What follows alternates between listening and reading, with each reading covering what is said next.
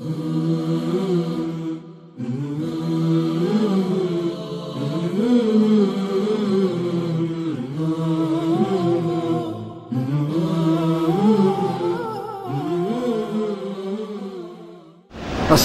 عليكم ورحمة الله وبركاته. وعليكم السلام ورحمة الله وبركاته. إن الحمد لله نحمده ونستعينه ونستغفره ونؤمن به ونتوكل عليه ونعوذ بالله من شرور أنفسنا ومن سيئات أعمالنا. من يهده الله فلا مضل له ومن يضلله فلا هادي له وأشهد أن لا إله إلا الله وأشهد أن محمدا عبده ورسوله. أما بعد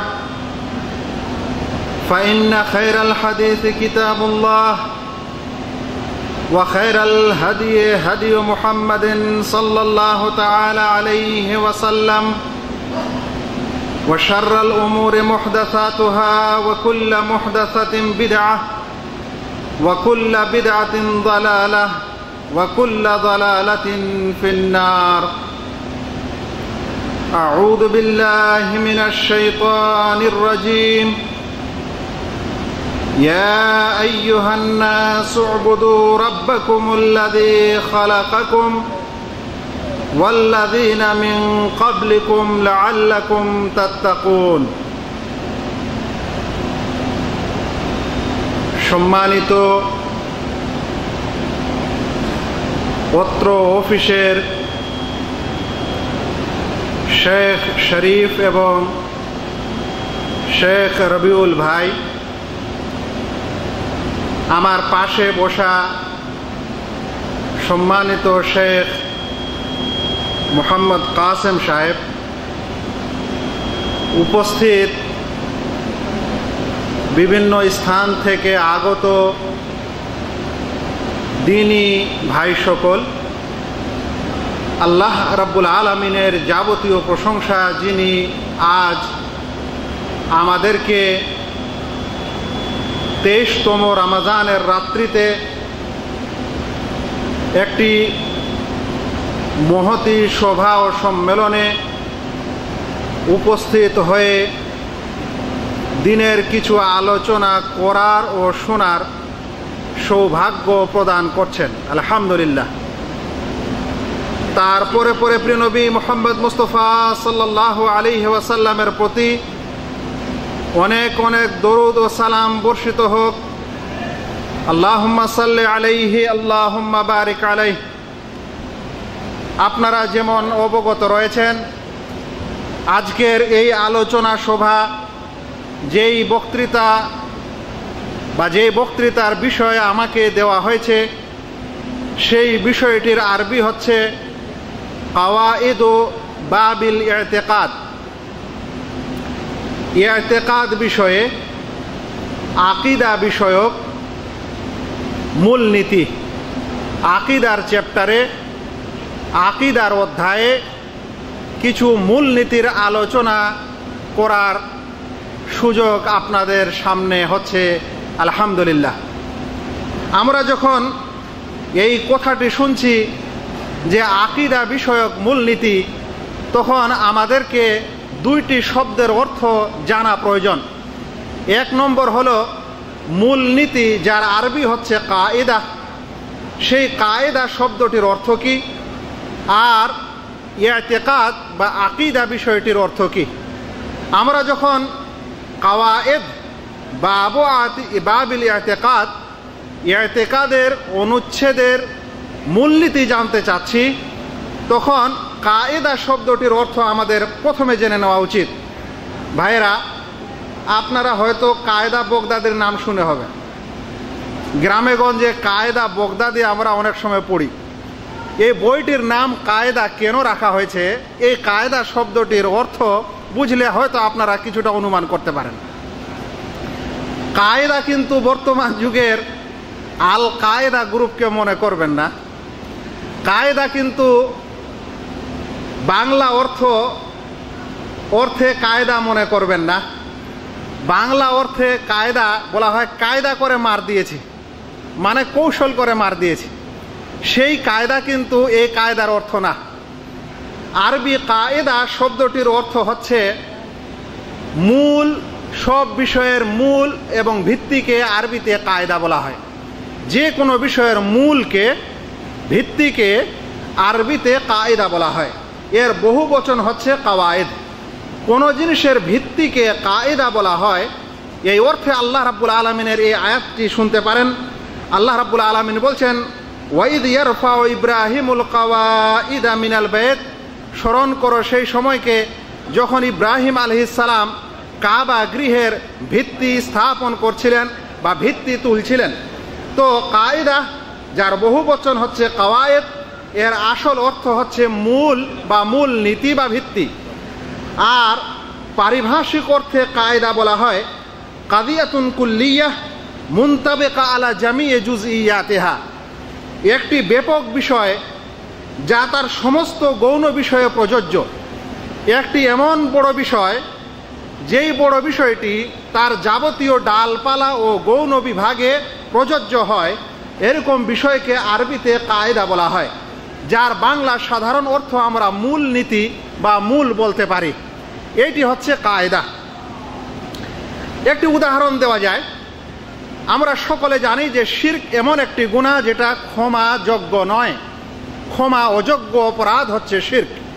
এখন এটি হচ্ছে কাদিয়া কুল্লিয়াহ, একটি ব্যাপক শব্দ, এর অনেকগুলা অর্থ বহন করে, কিন্তু এর অর্থটি এর যাবতীয় ডালপালায় বিস্তার লাভ করে এবং প্রযোজ্য হয়।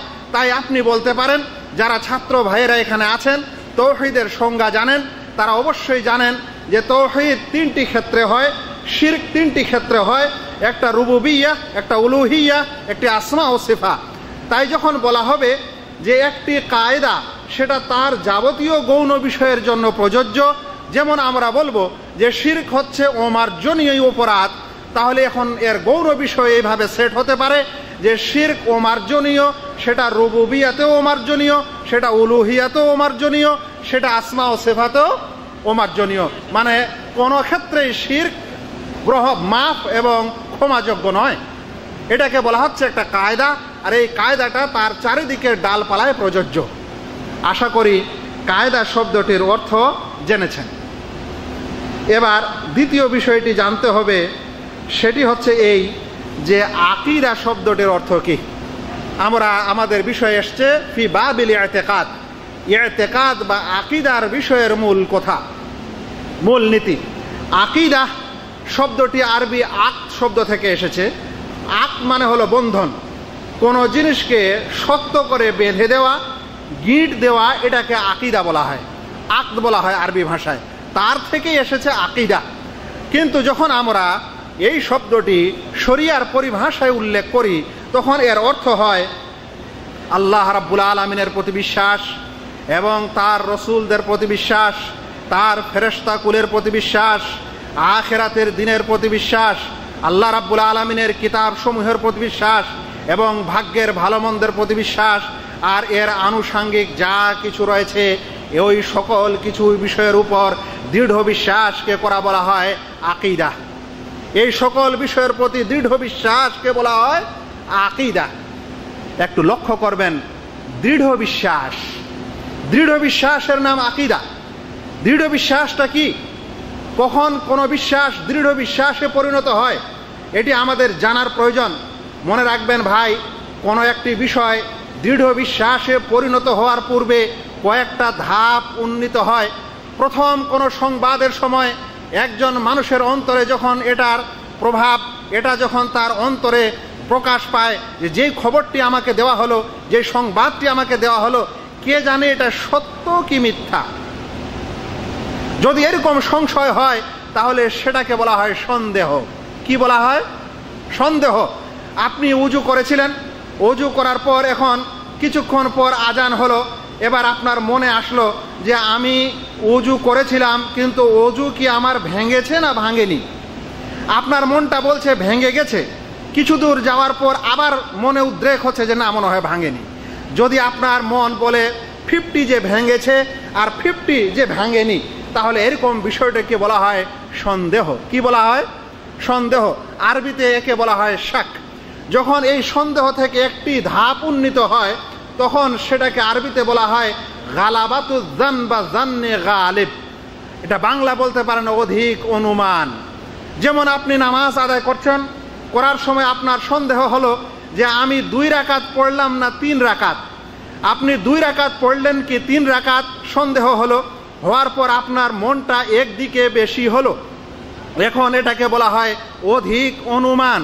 যেমন কোনো ব্যক্তির যখন 2 রাকাত নামাজের পর সন্দেহ হয়েছে যে 2 হলো কি 3 হলো, তৎক্ষণিক তার মনে পড়লো যে আমি এক্ষুনি তাশাহুদ থেকে উঠলাম, তাই যেহেতু আমি এক্ষুনি তাশাহুদ থেকে উঠলাম তার মানে আমার এটা 3য় রাকাত চলছে, 2য় চলে না। তাহলে তার অন্তরটা একদিকে কি হয়ে গেল? বেশি হয়ে গেল। এরকম বিষয়কে বলা হয় অধিক অনুমান। আরবিতে বলা হয় আয-যান্নুল গালিব। এই জান্নে গালিব বা অধিক অনুমান শরীয়তে আমলযোগ্য। আর মনে রাখবেন, এই অধিক অনুমানের স্তরটি পার হয়ে যখন কোনো সংশয় থাকবে না তখন সেটিকে বলা হয় বিশ্বাস। আরবিতে সেটাকে বলা হয় ইয়াকিন। অর্থাৎ আপনার সন্দেহ থেকে উন্নীত হয়ে অধিক অনুমান হয়েছে, অধিক অনুমানের পর এখন আর কোনো সন্দেহ নেই। যেমন আপনার সন্দেহ হলো যে আমি 4 রাকাত পড়লাম কি 5 রাকাত। এই সময় আপনি ক্লিয়ারলি বুঝতে পারছেন যে আমি তাশাহুদ দিয়েছিলাম, তার আগে 2টি সূরাও পাঠ করেছি এবং তারপরে আমি এই রাকাত পড়লাম, এই রাকাত পড়লাম, আর কোনো সন্দেহ নেই, এটা এখন আমি নিশ্চিত যে এটা আমার 4 রাকাত। তাহলে একে বলা হবে ইয়াকিন। একে কি বলা হবে? ইয়াকিন। এটাকেই বলা হয় বিশ্বাস। অর্থাৎ কোনো রকম সন্দেহের অবকাশ নেই। যখন কোনো রকম সন্দেহের অবকাশ নেই তখন সেটাকে বলা হয় দৃঢ় বিশ্বাস। বলতে পারেন এখনো তাকে দৃঢ় বিশ্বাস বলা হয় না, বরং তাকে বলা হয় বিশ্বাস। কি বলা হয়? বিশ্বাস। মানে 100% ক্লিয়ার। আপনি বসে আছেন অজু করার পর, এবার আপনার মনে সংশয় হলো যে আমার অজু আছে কিনা। ইতিমধ্যে আপনার স্মরণ পড়লো যে না, আমার কিছুক্ষণ পূর্বে বায়ু বের হয়েছে। তাহলে এখন কি আর কোনো সংশয় আছে অজু থাকার? অজু থাকার কোনো সংশয় নেই। এই কারণে এই বিষয়টাকে বলা হয় ইয়াকিন। আর একে বাংলাতে বলা হচ্ছে কি? বিশ্বাস। অর্থাৎ 100% যাতে কোনো সন্দেহ নেই। এই সন্দেহে যেখানে কোনো সন্দেহ নেই, যদি এর চাইতেও বেশিতে যায় আপনার বিশ্বাস, তাহলে তাকে বলা হয় দৃঢ় বিশ্বাস। কি বলা হয়? দৃঢ় বিশ্বাস। তো আমরা শুনছিলাম যে আকীদা মানে কি? আকীদা মানে হচ্ছে দৃঢ় বিশ্বাস। যেখানে কোনো সন্দেহ নেই, যেখানে কোনো অধিক অনুমান নেই, যেখানে 100%ই বিশ্বাস, 100%ই বেশি আছে, এরকম বিষয়কে কি বলা হয়? আকীদা বলা হয়। এটাকেই বলা হয় দৃঢ় বিশ্বাস। তাহলে আমরা যেই দৃঢ় বিশ্বাস ও আকীদাগুলির বর্ণনা করতে যাচ্ছি তার ব্যাপারটা এরকম। এখানে একটি কথা বলতে ভালো মনে করছি, আমাদের ছাত্র ভাইদের বিশেষ করে উপকৃত হবেন যদি মনে রাখেন একটি কায়দা ও মূলনীতি। এ বিষয়ে মনে রাখবেন, আকীদা যখন দৃঢ় বিশ্বাসের নাম, তখন আকীদা প্রমাণিত হবে না যতক্ষণে দলিলগুলি দৃঢ় বিশ্বাসের না হয়। যে আকীদা মানে হচ্ছে দৃঢ় বিশ্বাস। তাই যদি কোনো বিষয়কে দৃঢ় বিশ্বাস আপনার অন্তরে থাকে বা কোনো বিষয়কে দৃঢ় বিশ্বাস আপনি করতে চান, তাহলে সেই জিনিসটার প্রমাণটাও কেমন হতে হবে? দুর্বল হলে হবে না শক্তিশালী হতে হবে? মজবুত হতে হবে। সেই কারণে ওলামায়ে কেরাম বলেছেন যে যখনই কোনো আকীদা প্রমাণিত হবে বা আকীদা আপনি বিশ্বাস স্থাপন করবেন, তখন সেটা যেন অবশ্যই কিতাবুল্লাহ থেকে প্রমাণিত হয়, নচেত সহিহ হাদিস থেকে প্রমাণিত হয়। এছাড়া অন্য কোনো দিক দিয়ে আকীদা প্রমাণিত হবে না। আর একটি দিক হতে পারে, সেটা হচ্ছে সাহাবায়ে কেরামের ঐক্যমত। তাহলে কিতাবুল্লাহ, সহিহ সুন্নাত রাসূলুল্লাহ এবং সাহাবা কেরামের ইজমা ও ঐক্যমত যদি হয়, তাহলে তাতে আকীদা প্রমাণিত হয়। কিন্তু যদি জয়ীফ দলিল হয় তাহলে আকীদা প্রমাণিত হবে? তাহলে আকীদা প্রমাণিত হবে না। কারণ আকীদা দৃঢ় বিশ্বাসের নাম। আর দৃঢ় বিশ্বাস তখনও হতে পারে না যতক্ষণে দলিলটি শক্তিশালী ও মজবুত না হয়।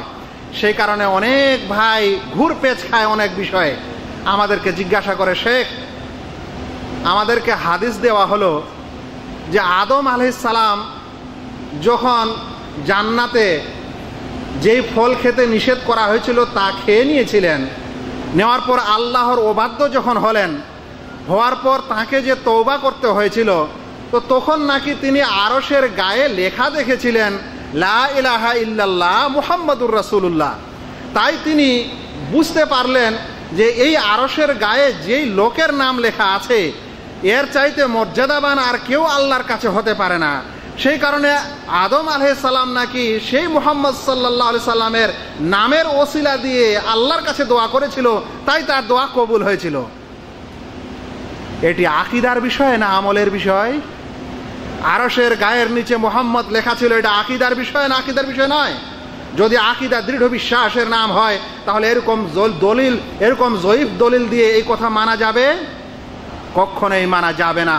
তাই আকীদার বিষয়ে যে কোনো ব্যক্তি যদি আপনাদেরকে আকীদার বিষয়ে কোনো কথা বলে আর সেই দলিলটা যদি জয়ীফ হয়, তাহলে প্রথমেই বানচাল করবেন যে জয়ীফ দলিলের মাধ্যমে কোনোদিন আকীদা প্রমাণিত হয় না।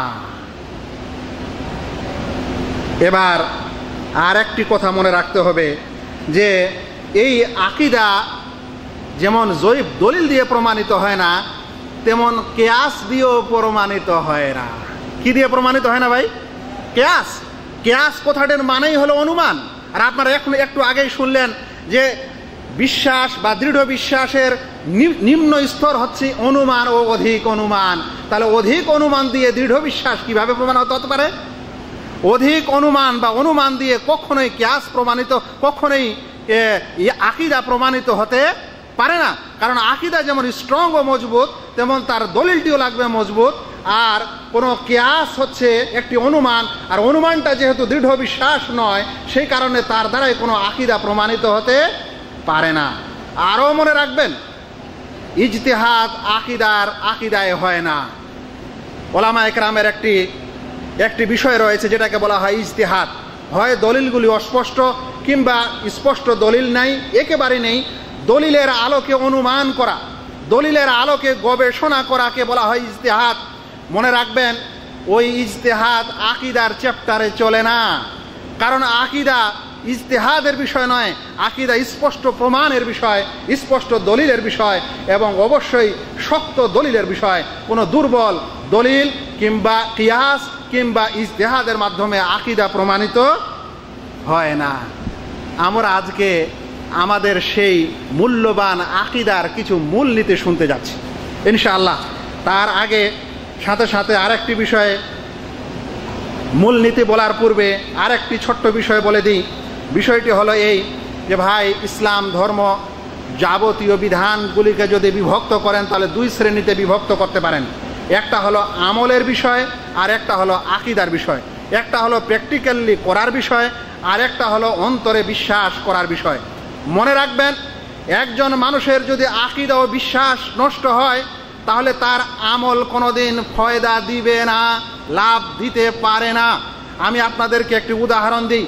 যদি কোনো ভাই আকীদার মূল বিষয়গুলি সবই বিশ্বাস করে, অর্থাৎ আল্লাহকে বিশ্বাস করে, তার রসুলদেরকে বিশ্বাস করে, ফেরেশতাগণকে বিশ্বাস করে, এবং ভাগ্যের ভালো মন্দকে বিশ্বাস করে, আখিরাতের প্রতি বিশ্বাস করে, এবং কিতাব যেগুলো আল্লাহর পক্ষ থেকে অবতীর্ণ হয়েছে সেগুলোর প্রতি বিশ্বাস করে, কিন্তু সে বলে যে আমি সকল নবীকে বিশ্বাস করি বটে, কিন্তু শেষ নবী শুধু মুহাম্মদ নয় আরও কেউ আসতে পারে, তাহলে সে আর মুসলিম থাকে?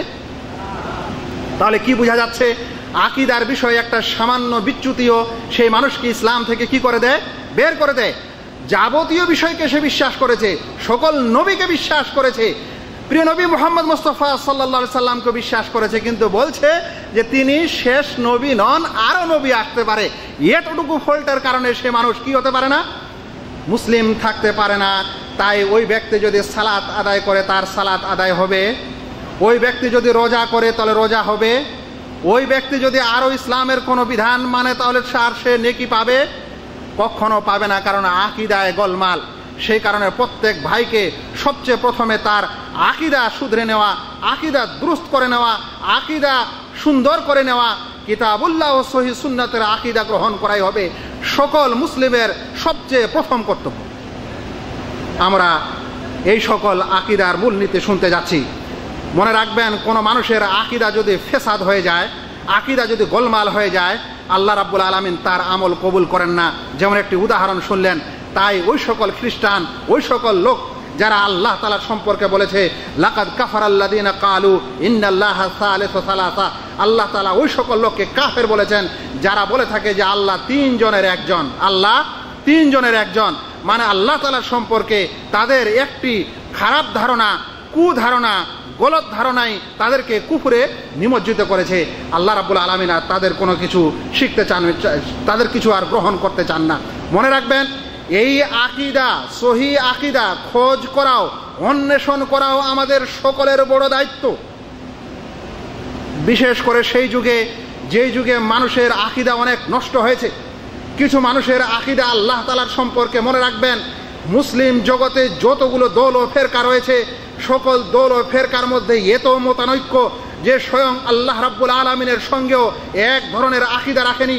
তাই কিছু মানুষকে বলতে শুনবেন আল্লাহ রাব্বুল আলামিন সব স্থানে আছে, কিছু মানুষকে বলতে শুনবেন যত কল্লা তত আল্লাহ, কিছু মানুষকে বলতে শুনবেন যে যতগুলো মানুষের মুমিনের কলব আছে, অন্তর আছে, সেই অন্তরের আল্লাহ তাআলার আরশ আছে। তার মানে আল্লাহ রাব্বুল আলামিন কোথায় আছেন সেটা নিয়েও আমাদের বিশেষ করে ওই সকল মুসলিমের সমস্যা যারা সহি আকিদা গ্রহণ করেন না বা করতে চান না। মানে আল্লাহ রাব্বুল আলামিন কোথায় আছেন সেটা নিয়েই এত মতভেদ। তাহলেও আরও অন্যান্য বিষয়ে যতগুলো মতভেদ দেখা দিয়েছে, সেই সময় আমাদেরকে সহি আকিদা অন্বেষণ করা, সেই সময় আমাদেরকে সহি আকিদা খোঁজ করা আমাদের উপর দায়িত্ব নয় কি? আপনারা কি মনে করেন, ইব্রাহিম আলাইহিস সালামের মতো নবী, যিনি তাওহীদ ও শিরকের বিষয়ে যার অবদান এত বেশি যে আল্লাহ রাব্বুল আলামিন তাকে একাই একজন নবীকে উম্মত বলে ঘোষণা দিয়েছেন, সেই ইব্রাহিম আলাইহিস সালাম সহি আকিদা অন্বেষণ করছেন, খোঁজ করছেন। তার সে কওম ও গোত্র, তার পিতা যখন মূর্তি পূজা করছিল তখন সে মূর্তি পূজাকে সহি মনে করেনি, এটা একটা তার আকিদা ও বিশ্বাসে বিরাট একটা গোলযোগ মনে করেছিল। সেটা সহি মাবুদ এবং সত্য মাবুদ হতে পারে না, তার অন্তরে এসেছিল। কিন্তু আল্লাহ রাব্বুল আলামিন স্বয়ং তাকে বলেননি ওই সময় যে আমি তোমার মাবুদ। তিনি চেষ্টা করছেন, খোঁজ করছেন সহি আকিদা, সহি বিশ্বাসের।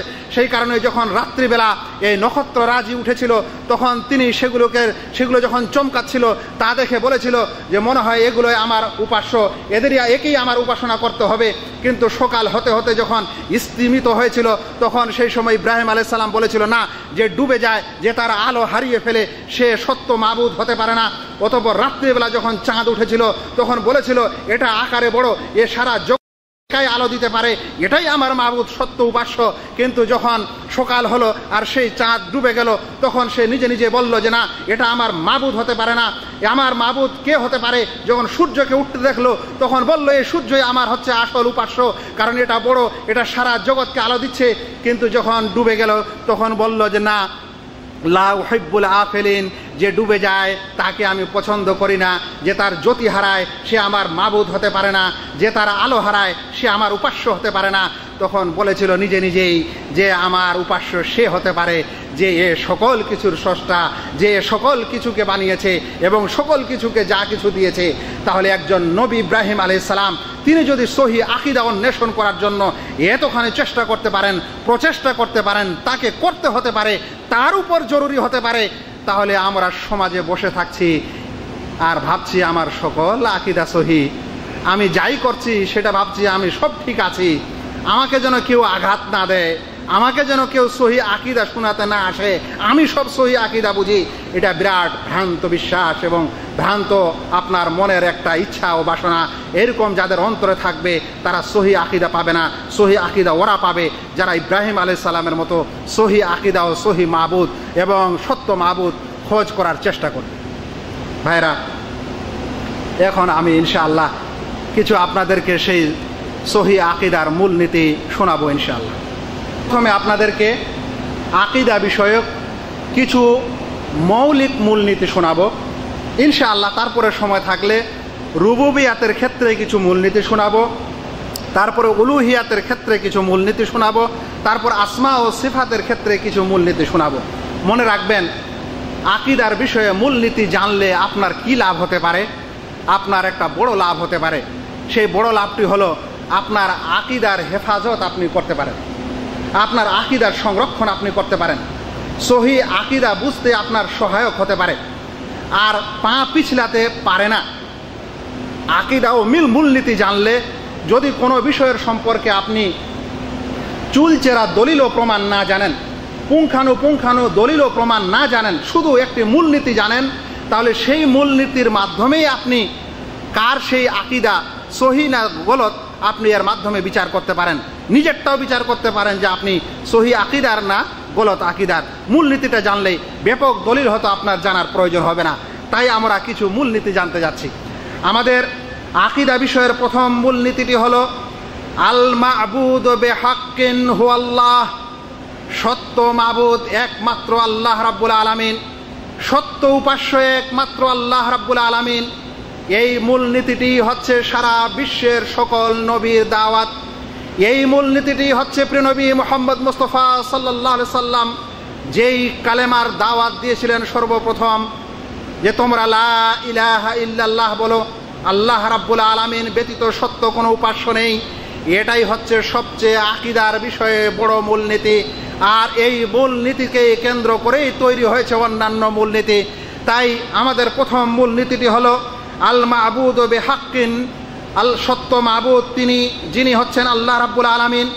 আল্লাহ ব্যতীত কোনো কেউই, সেটা ফেরেশতা হোক কিংবা সেটা কোনো বাদশাহ হোক, সেটা কোনো নবী হোক, সেটা কোনো রসুল হোক, সেটা কোনো গাছ হোক, সেটা কোনো নদী হোক, সেটা নালা হোক, সেটা সমুদ্র হোক, পাহাড় হোক, পর্বত হোক, সূর্য হোক, চন্দ্র হোক, যাবতীয় কিছু পৃথিবীতে যা আবিষ্কার হয়েছে, তৈরি করা হয়েছে, এরকম কোনো কিছুই সত্য উপাস্য নয়।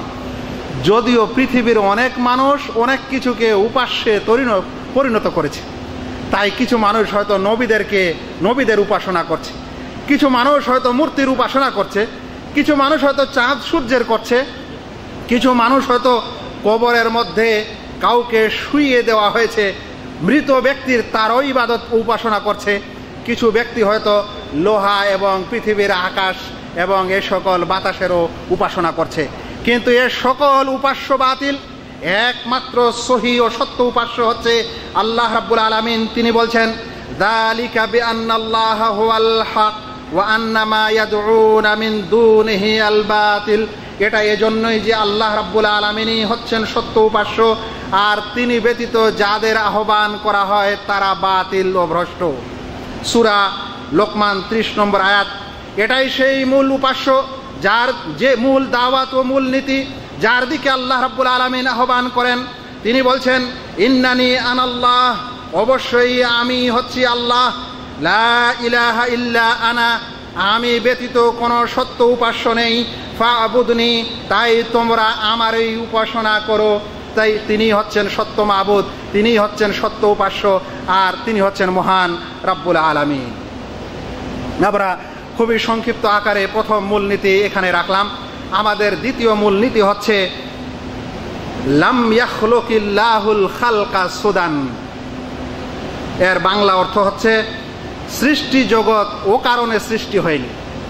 সৃষ্টি জগৎ ও কারণে সৃষ্টি করা হয়নি, মানে বিনা উদ্দেশ্যে আল্লাহ রাব্বুল আলামিন এই সারা জগৎ সৃষ্টি করেছেন এরকম না। অবশ্যই এর পিছনে একটি উদ্দেশ্য আছে, মহৎ উদ্দেশ্য আছে।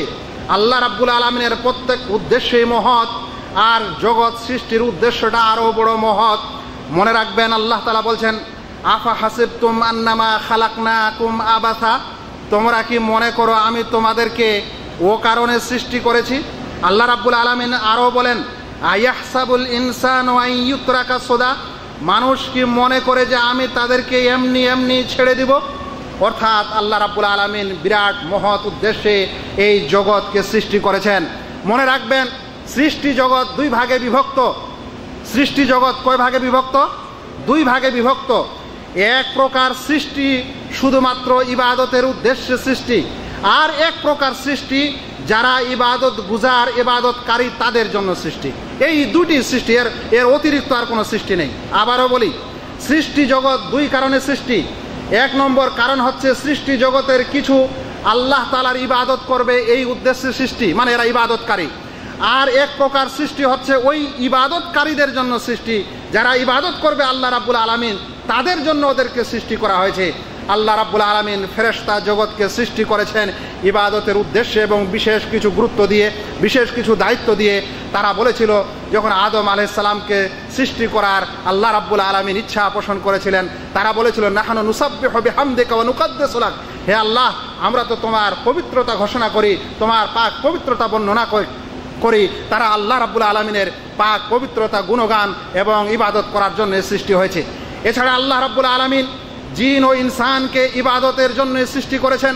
তাই আল্লাহ তাআলা কোরআনে ঘোষণা দিচ্ছেন ওয়ামা খালাকতুল জিন্না ওয়াল ইনসা ইল্লা লিয়াবুদুন, আমি জিন ও ইনসানকে একমাত্র আমার ইবাদতের উদ্দেশ্যেই সৃষ্টি করেছি। তাহলে সৃষ্টি জগতের মধ্যে ফেরেশতাকুল, মানব এবং জিন জাতি আল্লাহ রাব্বুল আলামিনের জন্য, আল্লাহ রাব্বুল আলামিনের ইবাদতের উদ্দেশ্যে সৃষ্টি হয়েছে। এছাড়া সৃষ্টি জগতে যা কিছু দেখছেন এগুলো সব এদের জন্যই সৃষ্টি হয়েছে।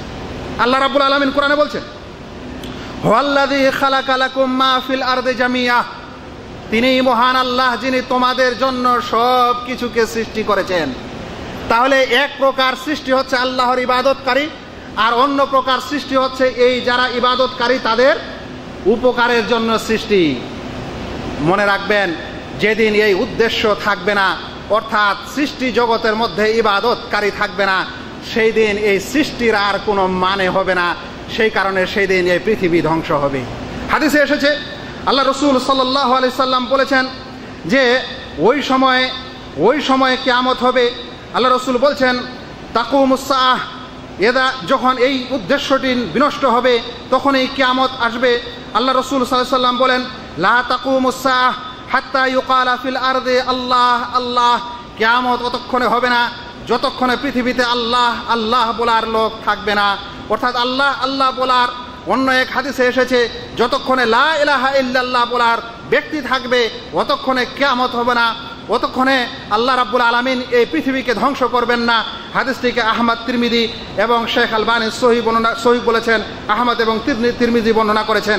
বোঝা যাচ্ছে যে ওই সময় পৃথিবী ধ্বংস হবে যখন এই পৃথিবী সৃষ্টি করার উদ্দেশ্য শেষ হয়ে যাবে, অর্থাৎ যাদেরকে ইবাদতের উদ্দেশ্যে তৈরি করা হয়েছে তারা আর ইবাদত করবে না, তখন পৃথিবী রাখার আর কোনো মানে হবে না। ওই সময় কিন্তু কিয়ামত চলে আসবে। আপনারা সকলেই জানেন কিয়ামত ওই সময় হবে যে সময় পৃথিবীর মানুষের মধ্যে সবচেয়ে বেশি গুনাহ খাতা এবং সবচেয়ে বেশি শিরকও আল্লাহ বলার থাকবে না, তখনই কিয়ামত হবে। এই হাদিসটি প্রমাণ করে যে লা তাকুমুস সাআহ, কিয়ামত ততক্ষণে হবে না যতক্ষণে পৃথিবীতে আল্লাহ আল্লাহ বলার লোক থাকবে, আল্লাহ আল্লাহ বলা হবে। যখনই বলা হবে না, শেষ হয়ে যাবে, ইবাদতকারী শেষ হয়ে যাবে, তখন আর এই পৃথিবী থাকবে না। পৃথিবী কি হয়ে যাবে? ধ্বংস হয়ে যাবে। আমাদের এই মূলনীতি থেকে একটি মাসআলা বুঝার প্রয়োজন আছে। আপনারা আমাদের সমাজের অনেক এরকম মানুষকে বলতে শুনেন যারা বলে থাকে যে মুহাম্মদ সাল্লাল্লাহু আলাইহি সাল্লাম না হলে পৃথিবী তৈরি হতো না। কি বলে? তিনি না হলে কি হতো না? পৃথিবী তৈরি হতো না। তার জন্যই সারা বিশ্বকে তৈরি করা হয়েছে, আমাদেরকেও তৈরি করা হয়েছে। আমাকে বলেন এই কায়দা বা এই মূলনীতির ভিত্তিতে তাদের এই মূলনীতি ঠিক না। কারণ যদি মুহাম্মদ সাল্লাল্লাহু আলাইহি সাল্লামের জন্যই এই পৃথিবী তৈরি করা হতো, আবিষ্কার করা হতো, তাহলে যেদিন মুহাম্মদ সাল্লাল্লাহু আলাইহি সাল্লাম মারা গেছেন ওই দিন আর এই পৃথিবী বেঁচে রাখার কোনো আর প্রয়োজন হতো না, আর পৃথিবীকে টিকিয়ে রাখার কোনো প্রয়োজন হতো না। আমি একটি আরও উদাহরণ দিই। আপনার বাড়িতে যদি মেহমান আসে, মেহমানের জন্য যদি আপনি আপ্যায়ন করেন, তাহলে কি আপনি 10 বছর আগে থেকে আপ্যায়ন করবেন না মেহমান আসবে তখন? তাহলে পৃথিবী তৈরি করার শত শত হাজার হাজার বরং লাখো বছর হয়ে গেছে। তারপরে প্রিয়নবী মুহাম্মদ মুস্তাফা সাল্লাল্লাহু আলাইহি সাল্লাম আসলেন, শেষ নবী হিসাবে বেঁচে থাকলেন মাত্র 63 বছর। এতদিন আগেই আল্লাহ রাব্বুল আলামিন পৃথিবী তৈরি করে রাখলেন, আর তিনি মাত্র 63 বছরের জীবনে এই পৃথিবী দেখলেন। তারপরেও যদি কোনো মানুষ বলে যে না আগে থেকেই আপ্যায়ন হয়েছে, তাহলে বলবো যেদিন রাসূল করিম সাল্লাল্লাহু আলাইহি সাল্লাম মারা গেছেন তারপর থেকে নিয়ে 1400 বছর হয়ে গেল। আপনারা যদি কোনো মেহমানের জন্য আপ্যায়ন করেন, তাহলে মেহমান চলে যাওয়ার পরেও কি গোস্তের খোরাটা ওখানে রেখে দেন? গোস্তের বাটিটা কি ওখানে রেখে দেন যে মেহমান গেছে গেছে, ওর আপ্যায়নে যা কিছু করেছি তা থাক? এরকম তো হয় না। তাহলে আল্লাহ রাব্বুল আলামিন যদি এই সারা জগৎকে রাসূল সাল্লাল্লাহু আলাইহি সাল্লামের জন্য সৃষ্টি করতেন, তাহলে তো তিনি যখন চলে গেছেন তখনও পৃথিবী ধ্বংস হওয়ার প্রয়োজন ছিল। এ কথা ভুল। আল্লাহ রাব্বুল আলামিন এই পৃথিবীকে ও কারণে সৃষ্টি করেননি। আর যেই কারণটি হচ্ছে তার মধ্যে এক নম্বর বড় কারণ হচ্ছে যে এখানে মানুষ, মানব জাতি, এখানে জিন, এরা সকলে আল্লাহ রাব্বুল আলামিনের ইবাদত করবে। যেদিন ইবাদত করা বন্ধ হবে, ইবাদত করার লোক থাকবে না, পৃথিবী আবিষ্কারের উদ্দেশ্য শেষ হয়ে যাবে, আল্লাহ রাব্বুল আলামিন তখনই কিন্তু কিয়ামত দিবেন। আমরা এই তাওহীদ বিষয়ক মূলনীতির বা আকীদা বিষয়ক মূলনীতির দ্বিতীয় মূলনীতি শুনলাম। এবার আমাদের তৃতীয় মূলনীতি, সেটি হচ্ছে আত-তাওহীদু আ'যামু মা'মুরিন বিহ। তাওহীদ সবচেয়ে বড় আদেশ। তাওহীদ তাওহীদ করে আমরা চিৎকার করি, তাওহীদ তাওহীদ করে আমরা জনসাধারণকে বুঝাই। তাওহীদ ও সহিহ আকীদা বলে বলে আমাদের সৌদি আরবের দায়ীদের উপর একটা উপবাদই চলে এসেছে যে এরা তো আকীদা শিখায়, অন্য কিছু শিখায় না। ভাই, এই তাওহীদ ও আকীদার জন্যই সারা বিশ্ব তৈরি। একটু আগে শুনলেন, এই তাওহীদের জন্যই আল্লাহ রাব্বুল আলামিন আদম আলাইহিস সালাম থেকে নিয়ে প্রিয় নবী মুহাম্মদ মুস্তাফা সাল্লাল্লাহু আলাইহি সাল্লাম পর্যন্ত সকল নবীকে এই কারণেই প্রেরণ করলেন। এই তাওহীদই হচ্ছে ইসলামের সবচেয়ে প্রথম দাওয়াত। এই তাওহীদই হচ্ছে একজন মানুষের প্রতি সবচেয়ে প্রথম কর্তব্য। তাহলে তাওহীদ বলে চিল্লাবো না তো কি বলে চিল্লাবো? তাওহীদের দাওয়াত দিব না তো কি বিষয়ে দাওয়াত দিব? শুনেন প্রিয় নবী, মনে রাখবেন, কোরআন মজিদের সবচেয়ে প্রথম যেটি আদেশ এসেছে, কোরআন মজিদের সবচেয়ে প্রথম যেটি আদেশ এসেছে, একটি স্পষ্ট পূর্ণ আদেশ, সেটা সবচেয়ে প্রথমে তাওহীদেরই আদেশ এসেছে। আল্লাহ রাব্বুল আলামিন বলছেন সূরা বাকারা, ইয়া আইয়ুহান নাসু উবুদু রাব্বাকুমুল্লাযী খালাকাকুম, হে লোকেরা তোমরা উপাসনা করো, তোমরা ইবাদত করো তোমাদের সেই প্রভুর যিনি তোমাদেরকে সৃষ্টি করেছেন। এটা হচ্ছে কোরআন মজিদের সবচেয়ে প্রথম আদেশ, একটি স্পষ্ট পূর্ণ আদেশ। আর এই পূর্ণ আদেশে তাওহীদের আদেশ করা হয়েছে। মনে রাখবেন, এই তাওহীদই সেই আদেশ যেই আদেশকে নিয়ে রাসূলগণ পৃথিবীতে যুগে যুগে প্রেরিত হয়েছিলেন।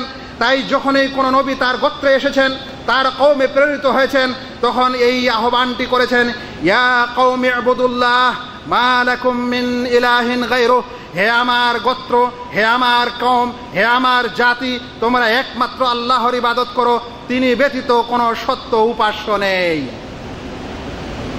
তাহলে যেই উদ্দেশ্যে পৃথিবী তৈরি, যেই উদ্দেশ্যে নবী ও রাসূলগণ প্রেরিত হয়েছেন, যেই উদ্দেশ্যটাই আল্লাহ রাব্বুল আলামিনের আসল উদ্দেশ্য জগৎ সৃষ্টি করার বিষয়ে, সেটারই দাওয়াত হবে না তো কোন জিনিসের দাওয়াত হবে ভাই? আজ ওই সকল ভাইকে, ওই সকল সংগঠনকে, ওই সকল ব্যক্তিকে চিন্তা করা দরকার যারা তাদের সংগঠনের মূল নীতিতে রেখেছেন যে আমরা প্রথমে মানুষকে ফজিলতের দাওয়াত দিব। নবীগণ কিসের দাওয়াত দিলেন? পৃথিবী কিসের কারণে তৈরি হলো? জিন ও ইনসান কিসের কারণে তৈরি হলো? কিসের কারণে সৃষ্টি করা হলো? ইসলামের প্রথম রুকন শাহাদাতু আল্লা ইলাহা ইল্লাল্লাহ কোন ফজিলতের দিকে ইশারা করে? যদি না করে তাহলে ওই সকল লোককে সতর্ক হওয়া দরকার যারা নিজের সংগঠন ও দাওয়াতের মূল নীতি ফজিলতের দার্স দেখেছেন। ওই সকল ভাইকে ভালো করে চিন্তা করা দরকার যারা বর্তমান যুগে নিজেকে ইসলামের পণ্ডিত মনে করেন, নিজেকে সভ্য মুসলিম বলে মনে করেন এবং মানুষকে দাওয়াত দেন যে সবচেয়ে প্রথমে একামতে দিন বা দিন কায়েম করা বা রাষ্ট্র কায়েম করা হচ্ছে আমাদের প্রথম কর্তব্য। বরং এটাই নয়, তারা এ কথা বলেছে যে সব ফরজের বড় ফরজ হচ্ছে ইসলামিক রাষ্ট্র কায়েম করা। বলেন তো কোরআনের কোন আয়াতে আল্লাহ রাব্বুল আলামিন এই ঘোষণা দিয়েছেন? আমরা তাওহীদের এই মোটা মোটা আয়াতগুলো কি বুঝি না? আমরা ইসলামের প্রথম মূল নীতি কি বুঝি না? আমাদেরকে ওই সকল লোককেও সচেতন হওয়া দরকার যারা মনে করে যে একজন ভালো মুসলিম হওয়ার জন্য সর্বপ্রথম কোনো একজন পীরের হাতে বায়াত করা দরকার, কোনো একজন লোকের হাতে বায়াত করা দরকার, একজনকে আমির করে জীবনযাপন করা দরকার, বিশেষ করে পীরদের হাতে বায়াত করা। এটা কোন মূলনীতিতে বর্ণিত হলো? এটা কোরআনের কোন আয়াতে বর্ণিত হলো? এটা কালেমায়ে তাওহীদের কোন ব্যাখ্যা থেকে বোঝা গেল? আমাদের ওই সকল লোককেও বোঝা দরকার যারা বর্তমান যুগে ইসলাম বোঝানোর কারণে সবচেয়ে প্রথমে মাযহাবের দিকে দাওয়াত দিয়ে থাকে এবং বলে থাকে আমাদেরকে চার মাযহাবের কোনো এক মাযহাব মানা জরুরি। আপনারা বলেন, নবীগণ যখন দাওয়াত দিতে আসলেন তখন কোন মাযহাবের দাওয়াত দিলেন? কোন মাযহাবের দিকে ইঙ্গিত করলেন? কোন বিশেষ বিধানের দিকে ইঙ্গিত করলেন? যদি না করে তাহলে এরকম সকল লোককে তাদের এই মূল নীতি পাল্টানো ও পরিবর্তন করার বিশেষ প্রয়োজন হয়েছে, নচেত আমাদের মুসলিম সমাজ বিভ্রান্ত হচ্ছে। তারা মনে করছে এগুলোই হচ্ছে ইসলামের মূল কথা, অথচ ইসলামের মূল নীতি এটা নেই। আর আমাদের অপবাদ দিয়ে যাবেন যে আমরা শুধু মানুষকে তাওহীদ ও আকীদায় শিক্ষা দিই। এই কারণে শিক্ষা দিই যে নবী এবং রাসূলগণ এটাই শিক্ষা দিয়েছে। আমরা আমাদের এই আকীদা বিষয়ক মূলনীতির তৃতীয় মূলনীতি শেষ করি। আমাদের চতুর্থ মূলনীতি হচ্ছে আশিরকু আযামু মানহিয়ুন আনহু। শিরক সবচেয়ে বড় নিষেধাজ্ঞা। শিরক কি? সবচেয়ে বড় নিষেধাজ্ঞা। ভাই, আমরা অনেক ভাইকে তর্ক বিতর্ক করতে শুনি যে তুমি পেচ্ছাপ করার পর ঢিলা কুলুক নিলে না, তোমার তো পাক পবিত্রতা হলো না, বুঝলেন? আবার কিছু মানুষকে বলতে শুনি, আরে বাবা তুমি খেতে বসেছো, 4 জানু হয়ে সুন্নতি বসা বসনি, তোমার এই সকল খাওয়া কি ভালো হচ্ছে না হারাম হচ্ছে? আবার কিছু মানুষকে বলতে শুনি যে তুমি যে কাপড়টা পরিধান করেছো সেটা কি সুন্নতি লেবাস, 2 দিকে ফাটা, এটা তো পুরোপুরি গোল হওয়া দরকার, তোমার মাথায় তো সুন্নতি পাগড়ি নেই। এই সকল কথা নিয়ে তর্ক বিতর্ক। ইসলামের মূল কথা কি? ইসলামের মৌলিক আদেশটা কি? ইসলামের সবচেয়ে বড় নিষেধাজ্ঞা কি? এটা জানা আমাদের সকল মুসলিমের কর্তব্য, কিন্তু ওই সকল গৌণ বিষয় জানা আমাদের সকলের কর্তব্য না। সেই জন্য প্রথম তৃতীয় মূলনীতিটি শুনলাম যে তাওহীদ হচ্ছে সবচেয়ে বড় আদেশ। এবার জানতে হবে যে শিরক হচ্ছে সবচেয়ে বড় নিষেধাজ্ঞা। শিরক কি? শিরক হচ্ছে সবচেয়ে বড় নিষেধাজ্ঞা। আমরা তাওহীদ ও শিরকের ব্যাখ্যা আজ দিতে আসেনি, মূলনীতি পড়াতে এসেছি, সেই কারণে কিন্তু এর ব্যাখ্যা আমি দিতে যাচ্ছি না। তবে সবচেয়ে বড় নিষেধাজ্ঞা ইসলামে যা দেওয়া হয়েছে সেটা হচ্ছে শিরক। আল্লাহ রাব্বুল আলামিন তাই বলেছেন কোরআনের ওই আয়াত, যেই আয়াতে সবচেয়ে প্রথম কোরআনের ওই আয়াত, যেই আয়াতে একটি বিশেষ নিষেধাজ্ঞা এসেছে, সেটি এসেছে শিরক না করার। প্রথমটি এসেছে তাওহীদের আদেশ, একটি পূর্ণ আদেশের আয়াত, মানে একটি পূর্ণ এমন বাক্য যাতে কোনো কিছুর আদেশ করা হয়েছে সেটা ছিল তাওহীদ। আর একটি পূর্ণ বাক্য যেখানে নিষেধাজ্ঞা এসেছে, সেই নিষেধাজ্ঞাটা হচ্ছে এই শিরকের নিষেধাজ্ঞা। আল্লাহ রাব্বুল আলামিন বলেছেন যে ফালা তাজআলু লিল্লাহি আনদাদা, তোমরা আল্লাহর কোনো অংশী স্থাপন করো না। এটা প্রথম নিষেধাজ্ঞা।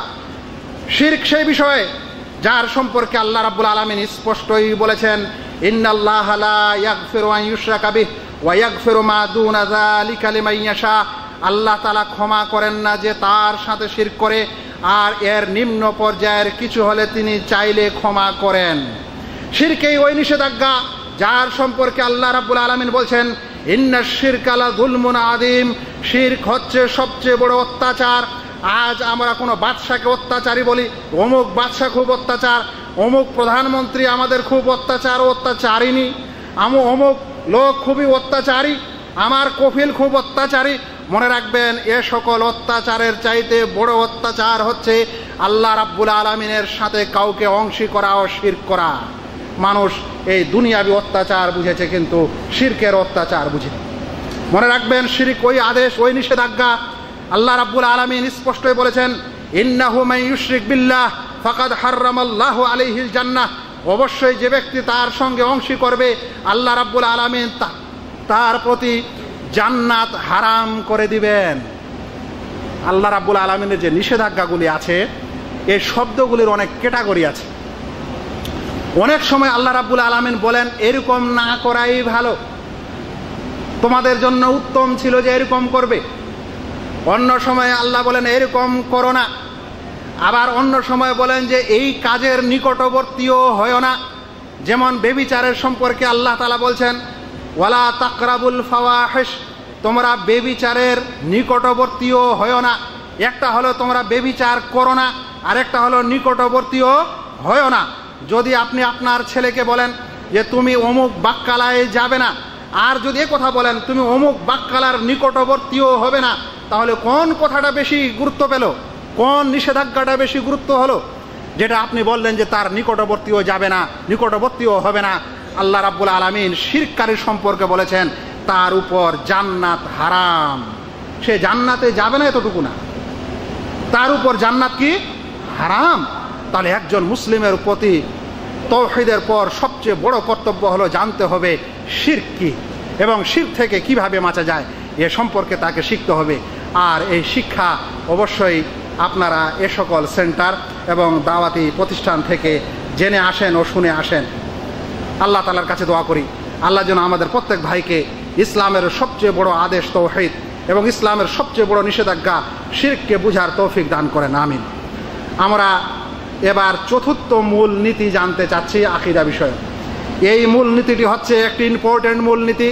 ওই সকল ভাইয়েরা খেয়াল করবেন যারা অবশ্যই মনে রাখতে চান যে আমরা কোন ভাইকে মুমিন হিসাবে গ্রহণ করব, কোন ভাইকে কোন ভাইয়ের সাথে কতখানি বন্ধুত্ব রাখব, কোন ভাইয়ের সঙ্গে কতখানি শত্রুতা পোষণ করব, তার ঈমান এবং তার অধিক ঈমান, কম ঈমান, বেসিক ঈমানের কারণে তার সঙ্গে আমার দূরত্ব হবে কিংবা নিকটত্ব হবে, এই বিষয়টি জানার জন্য এখনকার এই মূলনীতি।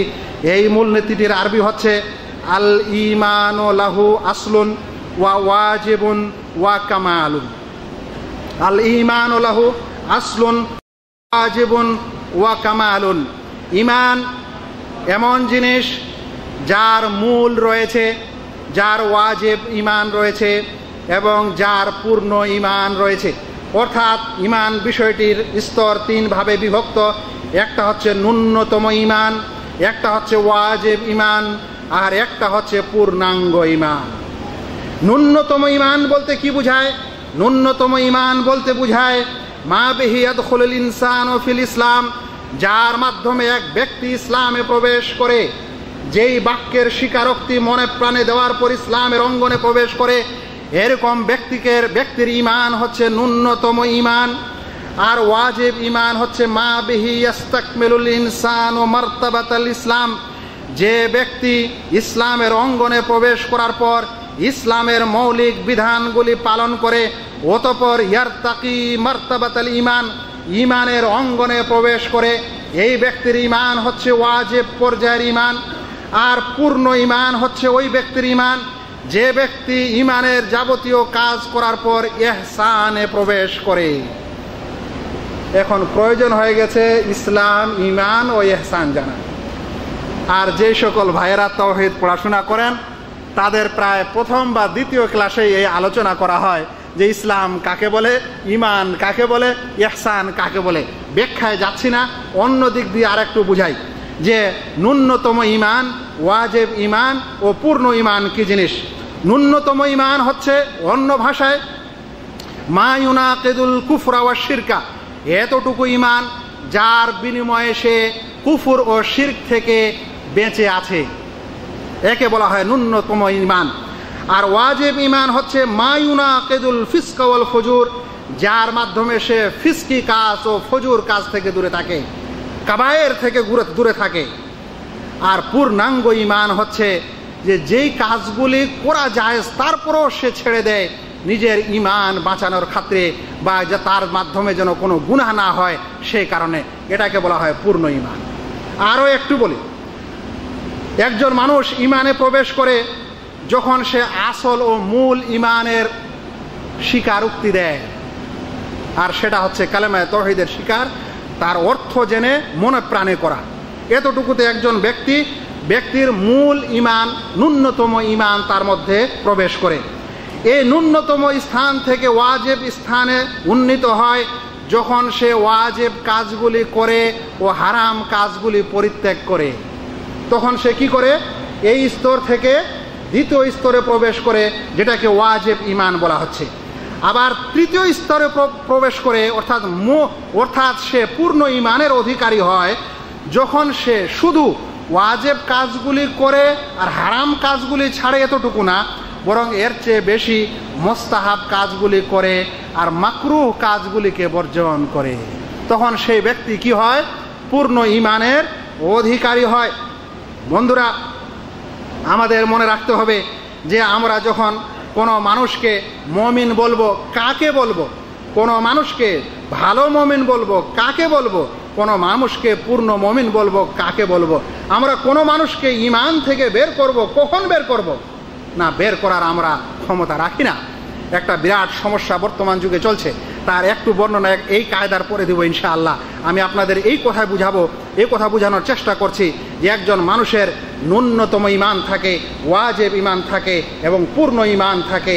এই কারণেই আহলুস সুন্নাহ ওয়াল জামাআতের মূল কথা হচ্ছে আল ঈমানু ইয়াজিদু ওয়া ইয়ানকুস, ঈমান বাড়ে এবং কমে। দেখেন হাদিসে এসেছে, আল্লাহ রাসূল সাল্লাল্লাহু আলাইহি ওয়াসাল্লাম বলছেন, লাইসাল মুমিনুল্লাযী ইয়াশবাউ ওয়া জারুহু জায়উন ইলা জামবি, সে মুমিন নয় যার প্রতিবেশী ক্ষুধার্ত অথচ সে পরিতৃপ্তি আকারে খাওয়া খেয়ে ঘুম পাড়ে। সে কি নয়? মুমিন নয়। আল্লাহ রাসূল বলছেন সে মুমিন নয় যে তৃপ্তি আকারে খাওয়া দাওয়া খাওয়ার পর আরামে ঘুমায় আর তার প্রতিবেশী কি ক্ষুধার্ত, সে মুমিন নয়। হাদিসটি হাকিম বর্ণনা করেছেন, ইমাম যাহাবি ও শেখ আলবানী সহিহ বলেছেন। তাহলে বলেন তো, আপনি যখন ঘুমাবেন আপনার প্রতিবেশী যদি ক্ষুধার্ত থাকে, আপনি কি কাফের? আপনি কি কাফের? তাহলে কি বোঝা যায় যে এখানে ঈমানের সে মুমিন নয় বলতে অবশ্যই একটা অর্থ আছে, যেটা আসল ঈমান, মানে যতটুকু ঈমানের মাধ্যমে একজন মানুষ মুমিন হয়, যদি আমরা ওইটাকেই নষ্ট করে দিই তাহলে আমরা বলবো সে ব্যক্তি কাফের। মানে ন্যূনতম ঈমানকেও যদি আমরা এর অর্থে ধরে নিই যে তার ন্যূনতম ঈমানও নেই, তাহলে সে মানুষ কাফের হয়ে যায়। এই কারণে ওলামায়ে কেরাম বলেছেন এখানে ওয়াজিব ঈমানের নাফি রয়েছে, অর্থাৎ ওয়াজিব ঈমানকে এখানে ওয়াজিব ঈমানের অস্বীকার করা হয়েছে, ন্যূনতম ঈমানের অস্বীকার করা হয়নি। মানে তার উপর যে ওয়াজিব কাজটি ছিল যে তার প্রতিবেশীরও খেয়াল রাখা, সেটা সে করেনি, সেই কারণে সে পূর্ণ মুমিন নয়। কিন্তু যারা অল্প করে আরবি শিখে, কোনো হাদিসের শুধু অর্থ করতে শিখে, কোরআনের শুধু অর্থ করতে শিখে, কিংবা শুধু অনুবাদ করতে শিখে, তারা এরকম হাদিস পড়ে মানুষকে কাফের বলে দেয়। এরকম হাদিস পড়ে কি করে দেয়? মানুষকে কাফের বলে দেয়। সেজন্য মনে রাখবেন, হাদিস পড়বেন বটে, কোরআন পড়বেন বটে, মাসলা মাসাইল পড়বেন বটে, শিখবেন বটে, কিন্তু শেখার জন্য সালাফে সালেহিন হচ্ছেন সঠিকতার মানদণ্ড। অর্থাৎ আপনি যেই ব্যাখ্যা নেবেন সেই ব্যাখ্যা যদি আমাদের সালাফগণ না নিয়ে থাকেন তাহলে আপনার সেই ব্যাখ্যার কোনো দাম নেই।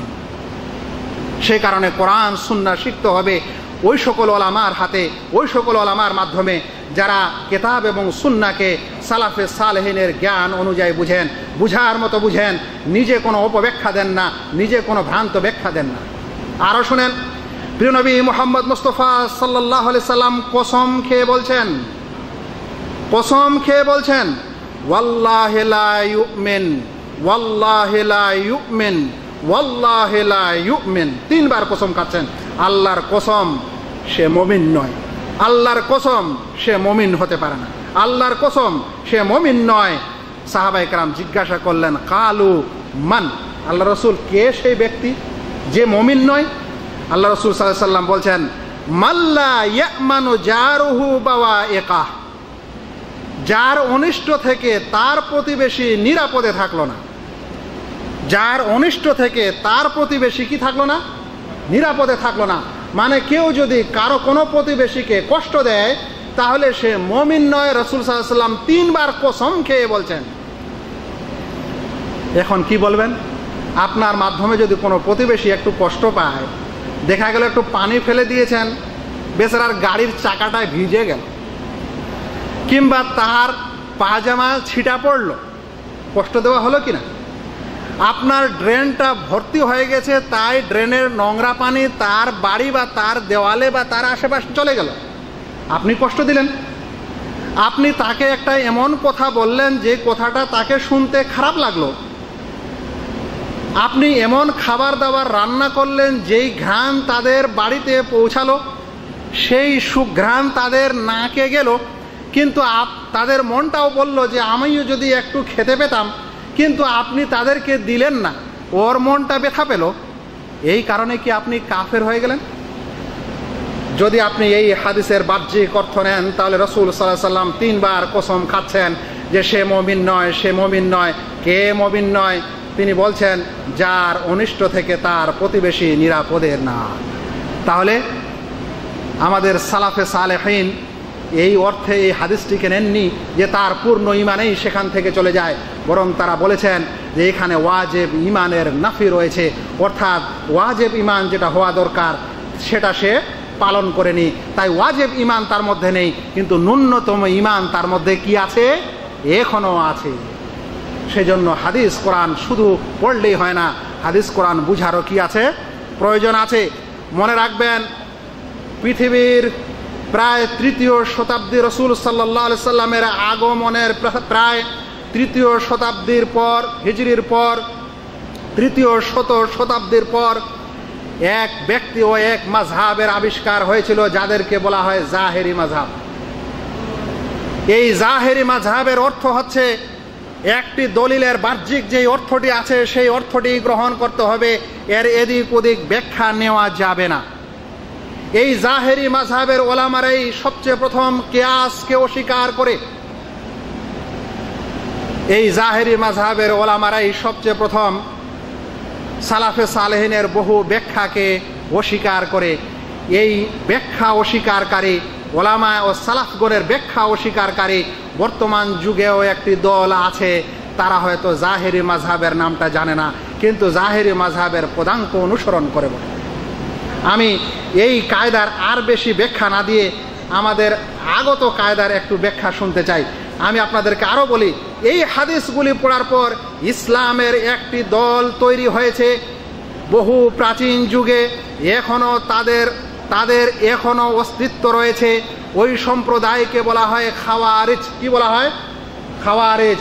তারা এই হাদিসগুলি পড়ার পর বলেছিল যে ব্যক্তি গুনাহ করবে, বড় গুনাহ করবে, সে মানুষ কাফের হয়ে যাবে, কারণ আল্লাহ রাসূল সাল্লাল্লাহু আলাইহি ওয়াসাল্লাম বললেন সেই ব্যক্তি মুমিন নয় যার অনিষ্ট থেকে তার প্রতিবেশী কি নয়? নিরাপদ নয়। বলছে তাহলে সেই মানুষ ইমান থেকে বের হয়ে যাবে এবং তার আসল ইমান, ন্যূনতম ইমানও তার মধ্যে থাকবে না। সেই কারণে তারা প্রত্যেক কবিরা গুনাহকারী মুসলিমকে কাফের বলে।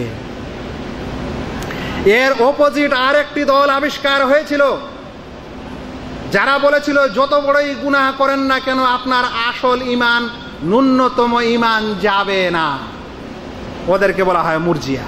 ওদেরকে কি বলা হয়? মুরজিয়া। আপনি যত বড়ই গুনাহ করেন না কেন, বলছে আপনার আসল ইমান যাবে না, ন্যূনতম ইমান থাকবেই। আহলুস সুন্নাহ ওয়াল জামা এর মধ্যপন্থী আকীদা, এবং কিছু গুনাহতে কিছু কারণে ইমান যায়, কিছু কারণে আবার ইমান যায় না। এই ব্যাখ্যা এখন রাখি। এরপর আপনাদেরকে ষষ্ঠ যেই কায়দা ও মূলনীতি বলতে চাচ্ছি সেটি হলো খুবই গুরুত্বপূর্ণ মূলনীতি। বর্তমান যুগের বিশেষ কিছু যুবকের জন্য, বিশেষ কিছু সংগঠনের জন্য, বিশেষ কিছু মানুষের যাদের মাইন্ড ওয়াশ করা হয় তাদের জন্য এই কায়দাটি হচ্ছে আত-তাকফীরু বিমা লাইসা বিমুকাফফির মিন সিমাতি আহলিল বিদআহ। আত-তাকফীরু বিমা লাইসা বিমুকাফফির মিন সিমাতি আহলিল বিদআহ। যা কুফর নয় তার মাধ্যমে কাফের প্রতিপন্ন করা বিদআতীদের নিদর্শন। যা কি নয়? যা কুফর নয়, যে কাজ মানুষকে কাফেরে পরিণত করে না, এরকম কিছুর মাধ্যমে কোনো মানুষকে যদি কেউ কাফের বলে, কাফের প্রতিপন্ন করে, তাহলে মনে রাখবেন এটা বিদআতীদের পরিচয়, এটা আহলুস সুন্নাহ ওয়াল জামাতের পরিচয় নয়। কিছু মানুষ আছে আমাদের সমাজে যারা মসজিদে আজানের পর গোল হয়ে দরুদ পাঠ করে দাঁড়িয়ে।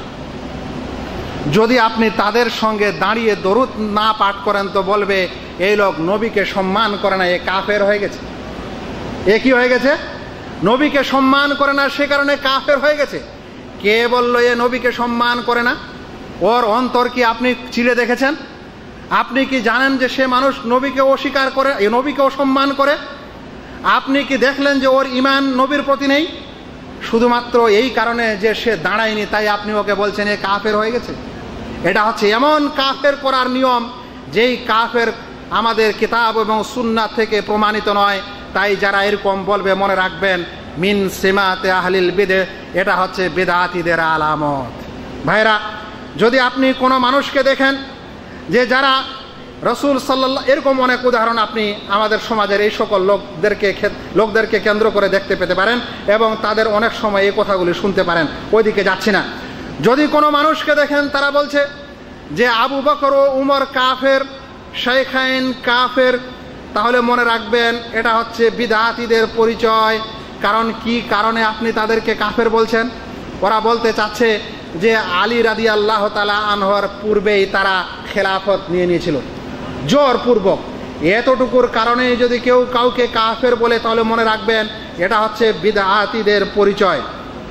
মনে রাখবেন বর্তমান যুগে যদি কোনো মানুষ কোনো সম্প্রদায়কে পান যারা বলবে যে যারা সৌদি আরবের বাদশাদেরকে কাফের বলবে না তারা কাফের, যদি কোনো সম্প্রদায়কে পান যারা বলে যে সৌদি আরবের বাদশাদেরকে যারা কাফের মনে করে না তারা কাফের, মনে রাখবেন এরাই হচ্ছে বেদাতির নিদর্শন। কেন? সৌদি আরবের বাদশার কুফরি কোথায় পাওয়া গেল যেই কারণে আপনি তাদেরকে কাফের বলছেন? জানেন কি কি কারণে তাদেরকে কাফের বলা হয়? এমন কারণে তাদেরকে কাফের প্রতিপন্ন করা হয় যেটা ইসলামের কারণ না বা ইসলামের ওই বিধান না।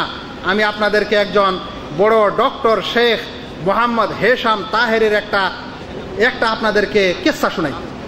তিনি বলছেন পড়ার যুগে আমার পার্টনার ছিল একজন তাজিকিস্তানের ছেলে।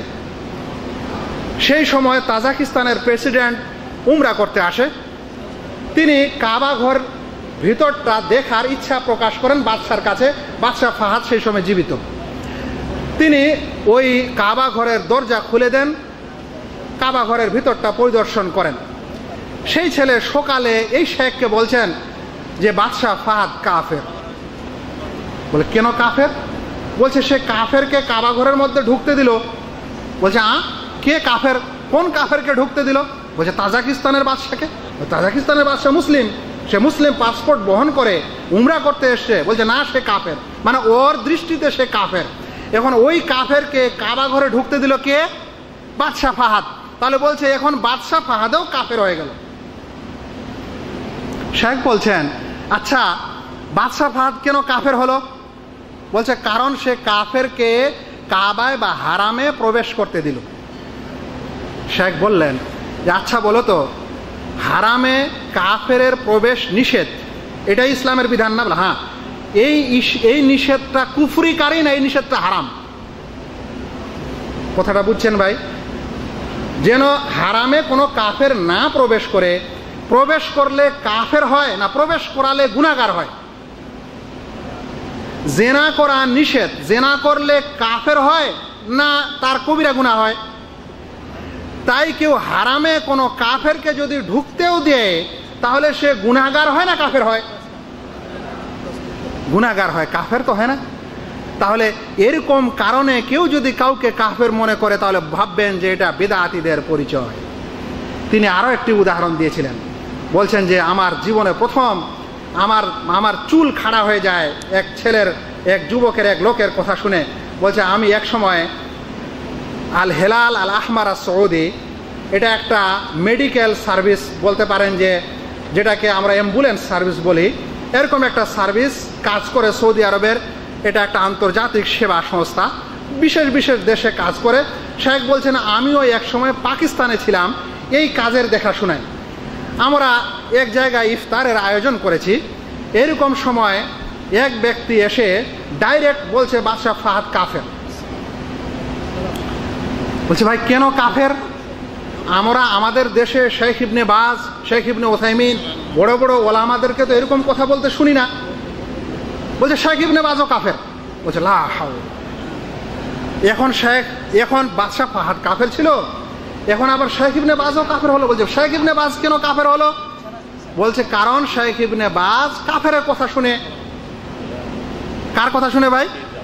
ওর নজরে বাদশাহ ফাহাদ কাফের, বাদশাহ ফাহাদের আন্ডারে সে চাকরি করে। বলছে ওই কারণে সে শেখ ইবনে বাজও কাফের। বলছে ভাই তাহলে এই সংস্থার মাধ্যমে তো আমিও কাজ করছি। বলছে আর তুমিও কাফের।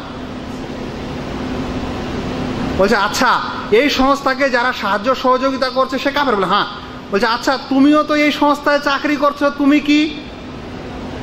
একটু চুপ করে থাকলো। তারপর বলছে যে এই সংস্থার যে খাওয়া দাওয়া খাচ্ছ, চাকরি করছো, এখন তুমি কি বলছে? এটা গনিমত। গনিমত কি বলছে? এটা গনিমতের সম্পদ। তখন শেখ বলছেন, তাহলে তোমার জন্য যদি গনিমত হতে পারে, তাহলে শেখ ইবনে বাজের জন্য গনিমত কেন হতে পারে না? আমার জন্য কেন গনিমত হতে পারে না? বলছে, যদি এখন পিস্তল থাকতো তো উড়িয়ে দিতাম তোমাকে। তার মানে যখন তর্কও পারে না, যখন দলিলও পারে না, তখন তাদের কথা বলে বুলেট। এরকম হয়েছে আমাদের সমাজের কিছু পরিস্থিতি। কিছু লোক যারা কি কারণে কাফের হয় সেটা বুঝে না। ভাইরা, কোনো মানুষকে ইমানের পর তাকে কাফের প্রতিপন্ন করা, কাফের বলা, এর চাইতে বড় জঘন্য জিনিস আর কিছু হতে পারে না। রাসূল সাল্লাল্লাহু আলাইহি সাল্লাম স্পষ্টই বলেছেন, যে কোনো মুসলিমকে কাফের বলবে, সে সেই কথাটা হয় ও আসলেই কাফের হবে, নাহলে যে বলছে সে হবে। দুজনের মধ্যে যে কোনো একজনের কাছে ফিরে আসবে। কিভাবে আপনি একজন মানুষকে কাফের বলেন? কুফরের বিষয়টা একটা এত বড় বিষয় যে যেখানে কেবারুল ওলামা ছাড়া যেন কথা না বলে। সাধারণ মানুষের এটা ক্ষমতা নাই যে সে যেন কোনো মানুষকে কুফরের ফতোয়া দেয়। এত বেশি কাফের হওয়ার জন্য শর্ত আরোপ করা হয়েছে, আর এত বেশি শর্ত ঘিরে দেওয়া হয়েছে যে কাফের প্রতিপন্ন করাটা সবচেয়ে বড় কঠিন ফতোয়া। রাসূল করিম সাল্লাল্লাহু আলাইহি সাল্লামের যুগে একজন সাহাবী জিহাদ করছেন, তরবারির সামনে মুশরিক। সেই সাহাবী তরবারি দিয়ে যখন আঘাত করতে যাচ্ছেন, ওই সময় সে ব্যক্তি বলে দিল, লা ইলাহা ইল্লাল্লাহ। কি বলে দিল? লা ইলাহা ইল্লাল্লাহ। সাহাবী বললেন, মনে হয় ভয়ে লা ইলাহা ইল্লাল্লাহ বলল, মেরে দিল। সেই লোক মারা গেল। রাসূল সাল্লাল্লাহু আলাইহি সাল্লামের কাছে সংবাদ আসলো, আল্লাহ রাসূল বলছেন, লা ইলাহা ইল্লাল্লাহ বলার পরেও মেরে দিলে? লা ইলাহা ইল্লাল্লাহ বলার পরেও মেরে দিলে? সাহাবী বলছেন, আল্লাহ রাসূল, সে তো ভয়ে বলল। তুমি কি তার বুক চিরে দেখেছিলে? তুমি কি তার বুক চিরে দেখেছিলে যে সে ভয়ে বলল না আসলে বলল? তো এরকম অবস্থাতেও যদি কোনো মানুষকে আপনি কাফের মনে করে তার রক্ত ও মাল হালাল মনে করতে না পারেন, তাহলে একজন ব্যক্তি যে লা ইলাহা ইল্লাল্লাহর স্বীকারোক্তি দেয় এবং মনে প্রাণে বিশ্বাস করে এবং ইসলামের বহু কাজও করে, ওকে চট করে কিভাবে কাফের বলা যায়? মনে রাখবেন, আজকাল আমাদের সমাজের এই ব্যাধি এবং এই বিমার খুব ব্যাপকতা এবং খুব বিরাট বিস্তার লাভ করেছে। পৃথিবীর প্রতিটি দেশে এই সমস্যা, এই ঝঞ্ঝাট শুরু হয়েছে। কিছু যুবক, কিছু মানুষ এমন এমন কারণে দেশের বাদশাদেরকে, দেশের পরিচালকদেরকে, দেশের ওলামাদেরকে, দেশের আইম্মাকে কাফের বলছে, যেগুলো কাফের বলার কারণ নয়। সৌদি আরবকে কাফের বলা হবে এই কারণে যে সৌদি আরব আমেরিকার সঙ্গে চুক্তি করে বিশেষ বিশেষ ক্ষেত্রে।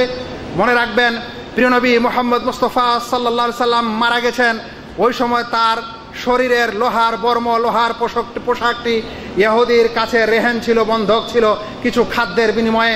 রাসূল সাল্লাল্লাহু আলাইহি সাল্লামের ব্যাপারে আপনাদের মন্তব্য কি হতে পারে তাহলে? আলী রাদিয়াল্লাহু তাআলা আনহু বলছেন, আমি এক ইহুদির কাছে কাজ করে যেই অর্থ উপার্জন করেছিলাম সেটা দিয়ে, মোহরানা দিয়ে আমি ফাতেমাকে বিবাহ করেছিলাম। আলী রাদিয়াল্লাহু তাআলা আনহুর সম্পর্কে তাহলে আপনাদের মন্তব্য কি হতে পারে? মনে রাখবেন, কাফেরদের সাথে সম্পর্ক, যে কোনো সম্পর্ক মানুষকে কাফের প্রতিপন্ন করে না। বিশেষ কিছু বিষয় আছে সেখানে কুফরি হতে পারে, নচেত ব্যবসা বাণিজ্য, নচেত দেশের উন্নতি অগ্রগতি ইত্যাদি ক্ষেত্রে কেউ কিছু চুক্তি করবে, লেনদেন করবে, এতে ইসলাম নিষেধাজ্ঞা আরোপ করেনি। কিন্তু কিছু মানুষ আছে এইগুলোকে বাড়িয়ে চাড়িয়ে এর অপব্যাখ্যা দিয়ে এই দেশের বাদশাকে এবং এই দেশের ব্যবস্থাকে কুফরি বলে। অতঃপর যারা বলে যে যারা এই ব্যবস্থাকে মেনে নিয়েছে, স্বীকার করেছে, ওরাও কাফের। তাই শেখ ইবনে বাজ রাহিমাহুল্লাহ মতো মুত্তাকি ব্যক্তিকেও কাফের বলতে তারা দ্বিধা করে না। তারা কেবারুল ওলামাকে কাফের বলতে দ্বিধা করে না। তারা আমাদের মতো ছোট ছোট মানুষকে, যারা এই দেশে এসে আমরা আপনাদের মতো মানুষকে তাওহীদ ও আকীদার শিক্ষা দেওয়ার চেষ্টা করি, তাদেরকেও কাফের বলতে দ্বিধা করে না। আমরা বলবো, আপনারা কি আমাদের বক্ষ চিরে দেখেছেন? আমরা কি কাফের না? আমরা মুমিন।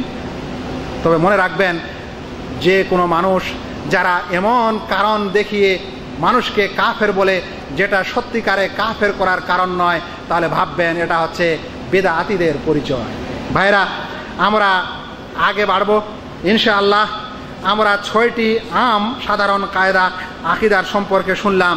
এবার আমরা ইনশাআল্লাহ রুবুবিয়্যাহ, উলুহিয়্যাহ আসমা ও সিফাতের সম্পর্কে কয়েকটি শুনবো ইনশাআল্লাহ। আমরা খুবই সংক্ষিপ্ত আকারে এই কায়দাগুলির বর্ণনা দিব, কারণ সময় বেশি নাই। সেই কারণে রুবুবিয়ার ক্ষেত্রে কয়েকটি কায়দা শুনেন। 1 নম্বর মূলনীতি রুবুবিয়াতের সম্পর্কে হচ্ছে এই মারিফাতুর রব আমরুন ফিতরি। আল্লাহ রাব্বুল আলামিন রব ও আমাদের প্রতিপালককে চেনা, বিশ্বাস করা, এটা প্রত্যেক মানুষের স্বভাবগত বৈশিষ্ট্য। রবকে চিনতে পারা, প্রতিপালককে বিশ্বাস করা, এটা প্রত্যেক মানুষের কি বিশ্বাস? স্বভাবগত বিশ্বাস। তাই কোরআনে তোমরা আল্লাহকে বিশ্বাস করো, আমি আছি, আমার অস্তিত্ব আছে, এরকম কথা বলা হয় না। বরং কোরআনে আল্লাহ রাব্বুল আলামিন স্মরণ করিয়ে দেন যে আমি তোমাদের আসল প্রতিপালক, আমি তোমাদের আসল প্রভু, আমি তোমাদের আসল উপাস্য। এটা শুধু কোরআনে মানুষকে স্মরণ করিয়ে দেওয়া হয়, নচেত প্রত্যেক মানুষ বিশ্বাস করে যে তার রব কেউ আছে। ভাইরা, আমরা হচ্ছে আদম সন্তান। যখন আদম আলাইহিস সালামকে আল্লাহ রাব্বুল আলামিন নিজ হাতে তৈরি করেন, তখন আদম আল্লাহ বিশ্বাসী ছিলেন না আল্লাহ বিশ্বাসী ছিলেন? আল্লাহ বিশ্বাসী ছিলেন। আদমের সন্তানগুলো আল্লাহ বিশ্বাসী হবে না আল্লাহ বিশ্বাসী হবে? আল্লাহ বিশ্বাসী হবে। এই কারণেই আল্লাহ তাআলার প্রতি বিশ্বাস স্থাপন হচ্ছে সত্যিকারে মানুষের স্বভাবগত বৈশিষ্ট্য। আমাদের রুবুবিয়াতের দ্বিতীয় মূল নীতি হচ্ছে লাম ইউজাদ ওয়ালা ইউজাদ মান ইয়াদদাইর রুবুবিয়্যাতা মুতলাকান। কখনো পাওয়া যায়নি, ভবিষ্যতেও পাওয়া যাবে না যে পৃথিবীতে কেউ প্রতিপালকের প্রভুত্বের দাবিদার হবে। মুতলাক অর্থাৎ সাধারণভাবে, আমভাবে, ব্যাপকভাবে কোনো ব্যক্তি পৃথিবীতে এখনো জন্ম নেয়নি আর না ভবিষ্যতে নিবে যে এটা বলবে আমি সারা জগতের সৃষ্টিকর্তা এবং সারা জগতের প্রতিপালক। এর দাবিদার কেউ ছিল না। ফেরাউন যখন দাবি করেছিল তখন সে সারা বিশ্বের প্রতিপালক দাবি করেনি, সে দাবি করেছিল তাদের কওমে যে আমি তোমাদের প্রতিপালক। তাই সে বলেছিল আনা রাব্বুকুমুল আলা, আমি তোমাদের রব, মানে তোমাদের যাদেরকে আমি সম্বোধন করছি সারা বিশ্বের রব, এ দাবি করেনি। আর মনে রাখবেন, পৃথিবীতে কোনো মানুষ যদি আল্লাহকে অস্বীকারী পেয়েও যান তাহলে তার দুইটি অবস্থা হতে পারে। একটা হচ্ছে সে তর্কের কারণে বলছে আমি আল্লাহকে মানি না, আর না হলে অহংকার বশত বলছে আমি আল্লাহকে মানি না। নচেত তার অন্তর অবশ্যই বিশ্বাস করে যে আল্লাহ বলে কেউ আছে। নচেত দেশের হুমায়ুনের মতো নাস্তিকও কিন্তু মরণের পূর্বে বলছিল আমাকে মরতে খুব ভয় লাগছে। কেন ভয় লাগছে? যদি পৃথিবীটা জড়বাদ ও বস্তুবাদের উপর টিকে থাকে তাহলে মরণের পর ভয়ের কোনো কারণ নেই, কিন্তু যখন রবের বিশ্বাস থাকে তখন ভয় লাগে যে আমি মারা গেলে আমার কি হবে। ভাইরা, আমার হাতে চিরকুট এসেছে, সময় মাত্র 5 মিনিট। আমি আপনাদের কাছে আর 5 মিনিট চেয়ে নিব। কায়দাগুলির শুধুমাত্র বাংলা অর্থ আমি করে আমার আলোচনা শেষ করব ইনশাআল্লাহ। রুবুবিয়াতের আর একটি মূল নীতি হলো আল মুশরিকুনা মুকিররুনা বির রুবুবিয়্যাহ ওয়া লাম ইউদখিলহুম ফিত তাওহীদ। মুশরিকরা সকলে রবকে মানে, কিন্তু শুধু রবকে স্বীকার করার কারণেই, প্রভুত্বকে স্বীকার করার কারণেই তারা আসলে মুওয়াহহিদ ও তাওহীদবাদী হবে না। অর্থাৎ এতটুকুই তাদের ইমানের জন্য যথেষ্ট হবে না, জান্নাত যাওয়ার জন্য যথেষ্ট হবে না। তাই আজ মুসলিম বলে যারা মনে করে আমরা আল্লাহকে বিশ্বাস করি, ঠিক আছে আপনি বিশ্বাস করেন, কিন্তু একজন অমুসলিমও বিশ্বাস করে। হিন্দুরাও বলে যে উপরওয়ালা কেউ আছে, ইহুদিরাও বলে আল্লাহ বলে কেউ আছে, খ্রিস্টানরাও বলে আল্লাহ বলে কেউ আছে। এতটুকু বিশ্বাসের কারণে আর আমরা তাওহীদ ও মুওয়াহহিদবাদী হতে পারি না যতক্ষণে আমরা তাওহীদ উলুহিয়াকে মেনে একমাত্র আল্লাহ রাব্বুল আলামিনের জন্য নিজের ইবাদতকে নিবেদন না করতে শিখি। আমরা তাওহীদ রুবুবিয়াতের কায়দাগুলি এখানে রাখি। তাওহীদ উলুহিয়াতের কয়েকটি কায়দা ও মূলনীতি চলে এসেছে, আর কয়েকটি বলি। 1 নম্বর বাংলা অর্থ শুধু করে দিই, আরবি পড়ার পর আল মা'বুদু বিহাক্কিন হুয়ার রব, সত্য উপাস্য হচ্ছেন একমাত্র মহান রব। দ্বিতীয় মূলনীতি হচ্ছে আল ইবাদাতু কুল্লুহা লিল্লাহি তাআলা, সকল প্রকারের ইবাদত একমাত্র আল্লাহর জন্য হবে। ইবাদতের কোনো অংশই আল্লাহ ব্যতীত অন্যের জন্য হবে না, কোনো অংশই আল্লাহ ব্যতীত হলেই সেটাকে শিরক বলে। ইবাদত এমন প্রত্যেক বিষয়ে যাকে আল্লাহ রাব্বুল আলামিন পছন্দ করেন ও ভালোবাসেন, এরকম সকল বিষয় ইবাদত, শুধু নামাজ ও রোজা ও হজ যাকাত ইবাদত নয়। মনে রাখবেন, আল ইবাদাতু লা তুসাম্মা ইবাদাহ ইল্লা মা তাওহীদ ওয়াল মুতাবাহ।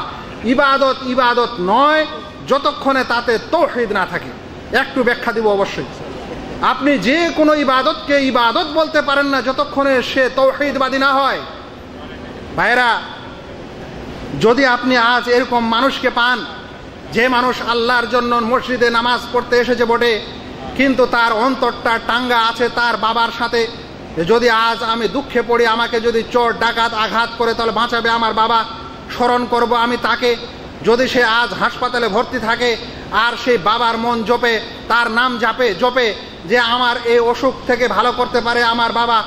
যে ব্যক্তি আজ দরগাহ এবং মাজারে উপস্থিত হওয়ার পর, মান্যত দেওয়ার পর মনে মনে ভাবে যে আমার এই মান্যত আমার বাবা গ্রহণ করার পর আল্লাহর কাছে ওসিলা লাগাবে, অর্থাৎ সে আল্লাহর নামটা নিচ্ছে বটে, আল্লাহর ইবাদতের জন্য মসজিদে গেছে বটে, কিন্তু তার অন্তর টাঙ্গা আছে আল্লাহর সাথে নয়, বরং তার বাবার সাথে, সৃষ্টির মতো একজন তারই মতো সৃষ্টির সাথে। ওই ব্যক্তির অন্তর ও ইচ্ছা, তার আশা ও আকাঙ্ক্ষা, তার ভয় ও ভীতি, তার সব কিছুই টাঙ্গা আছে সেই বাবার সাথে। সেই মানুষের ইবাদত কিভাবে ইবাদত হতে পারে? সেই কারণে শেখুল ইসলাম মুহাম্মদ বিন আব্দুল ওয়াহাব রাহিমাহুল্লাহ একটি কথা বলেছিলেন যে আশিরকু ফিত তাওহীদ কাল হাদাসে ফিল ওযু। ওযুতে যেমন হাওয়া বের হলে ওযু থাকে না, তেমন তাওহীদে শিরক হলে তার তাওহীদ থাকে না। আমরা এই বিষয়ে আর একটি মূলনীতি নেই, মনে রাখবেন আল্লাহ এবং তার বান্দাদের মাঝে ইবাদতের ক্ষেত্রে কোনো ওয়াসিতা, কোনো ওসিলা নেই। ইবাদতের বিষয়ে আল্লাহ ও বান্দার মাঝে কোনো কি নেই? ওসিলা নেই। রসুলগণ যে পৃথিবীতে এসেছিলেন তারা দাওয়াতের ওসিলা ছিলেন, অর্থাৎ আল্লাহ রাব্বুল আলামিন যেই মেসেজটা দিতে চান সেই মেসেজটা পৌঁছানোর ক্ষেত্রে তারা ওসিলা ছিলেন, মাধ্যম ছিলেন। কিন্তু ইবাদত কবুল হওয়া না হওয়া, করা না করার বিষয়ে তারা ওসিলা ছিলেন না। তাই ইবাদত করার পর কোনো কিছুকে ওসিলা মনে করবেন না, ডাইরেক্ট আল্লাহর কাছে চাইবেন। আল্লাহ তাআলা বারংবার ডাইরেক্ট করতেই বলেছেন, উবুদুল্লাহ, আল্লাহর ইবাদত করো বিনা কোনো মাধ্যমে, ইস্তাগফিরুল্লাহ, আল্লাহর কাছে ক্ষমা চাও বিনা কোনো মাধ্যমে, ইরকাউ ওয়াসজুদু, রুকু করো, সাজদা করো বিনা কোনো মাধ্যমে, উদউনি, আমাকে ডাকো বিনা কোনো মাধ্যমে। মাধ্যমের কোনো কারবার ইসলামে নেই। সেই জন্য এই কথা মনে রাখতে হবে। আমার শেষ পয়েন্ট, আসমা ও সিফাহ। আল্লাহ রাব্বুল আলামিন তিনি সেই পুত পবিত্র সত্তা, যিনি নির্গুণ সত্তা না। আল্লাহ রাব্বুল আলামিনের রয়েছে কিছু ভালো ভালো গুণ, কিছু ভালো ভালো নাম। সেই নাম ও গুণের মাধ্যমে আল্লাহকে আমরা চিনতে পারি। আল্লাহ রাব্বুল আলামিনকে পৃথিবীতে দেখা যায় না, আমরা দেখতেও পাবো না, কিয়ামতের দিনে দেখতে পাবো। কিন্তু সেই রবকে চেনার জন্য আল্লাহ রাব্বুল আলামিন তার কিছু গুণ ও বৈশিষ্ট্য দিয়েছেন। সেই কারণে কোরআন মজিদ যখন তেলাওয়াত করবেন তখন বারবারই আসবে সামিউন আলিম, আসবে আস সামি আল বসির, আসবে আল গফুর আল ওয়াদুদ, আসবে আল আজিজ আল হাকিম। এই শব্দগুলি চিন্তা করার, এগুলোই হচ্ছে আল্লাহ রাব্বুল আলামিনের নাম ও গুণ। মনে রাখবেন এই সকল নাম ও গুণ হচ্ছে তৌকিফি। তৌকিফি মানে দলিলের উপর নির্ভর করে, কোনো মানুষ বানিয়ে কোনো নাম ও গুণ করতে পারে না। কিন্তু আমাদের সমাজের মানুষেরা বানাতে খুব ভালোবাসে। আল্লাহ রাব্বুল আলামিনের নাম যা আছে আছে, কোরআনের উল্টা পিঠে দেখবেন কোরআনের কিছু পাওয়া যায় মোজাল্লাদ। একদিকে দেখবেন আল্লাহর 99টা নাম, রসুল সাল্লাল্লাহু আলাইহি সাল্লামেরও 99টা নাম লিখে দিয়েছে। চিন্তা করছেন কিভাবে নাম বানাতে পারে? তো রাসূল সাল্লাল্লাহু আলাইহি সাল্লামের যদি 99টা বানাতে পারে, আল্লাহ তাআলার বানাতে কি অসুবিধা আছে তাদের? সেই জন্য মনে রাখবেন কায়দা যে আল্লাহ তাআলার নামগুলি হচ্ছে তৌকিফি, দলিলের উপর নির্ভর করে। মনে রাখবেন আল্লাহ তাআলার নাম 99টি নামে সীমিত না, এর বেশিও আছে। ওই হাদিস যেখানে বলা হয়েছে যে আল্লাহ তাআলার 99টি নাম রয়েছে, যে তা মুখস্থ করবে সে জান্নাতে প্রবেশ করবে। এর অর্থ হলো এই, যেমন কোনো ব্যক্তি বলে যে আমার কাছে 100 টাকা আছে, মনে করেন ওর পকেটে 500 টাকা আছে, কিন্তু সে বলছে যে আমার কাছে 100 টাকা আছে। 400 টাকার সে অস্বীকার করছে না, খবর দিচ্ছে যে আমার কাছে কি আছে, 100 টাকা আছে, কিন্তু এর মানে এটা নয় যে ওর কাছে শুধুই 100 টাকা আছে। তাই ওই হাদিসটির অর্থ এরকম যে 99টি নাম আছে, এর অধিকের অস্বীকার করা হয়নি। আমরা এই আসমা ও সিফাতের আর 2টি কায়দা শুনে আজকের আলোচনা শেষ করব। 1 নম্বর 2টি কায়দার মধ্যে প্রথমটি হচ্ছে আল কাউলু ফি বাদিস সিফাত কাল কাউলি ফি বাদিল আখার। কতিপয় সিফাতের সম্পর্কে মন্তব্য করা যেন অন্যান্য সিফাতের সম্পর্কেও মন্তব্য করা। এই কথাটির অর্থ কি বুঝাতে?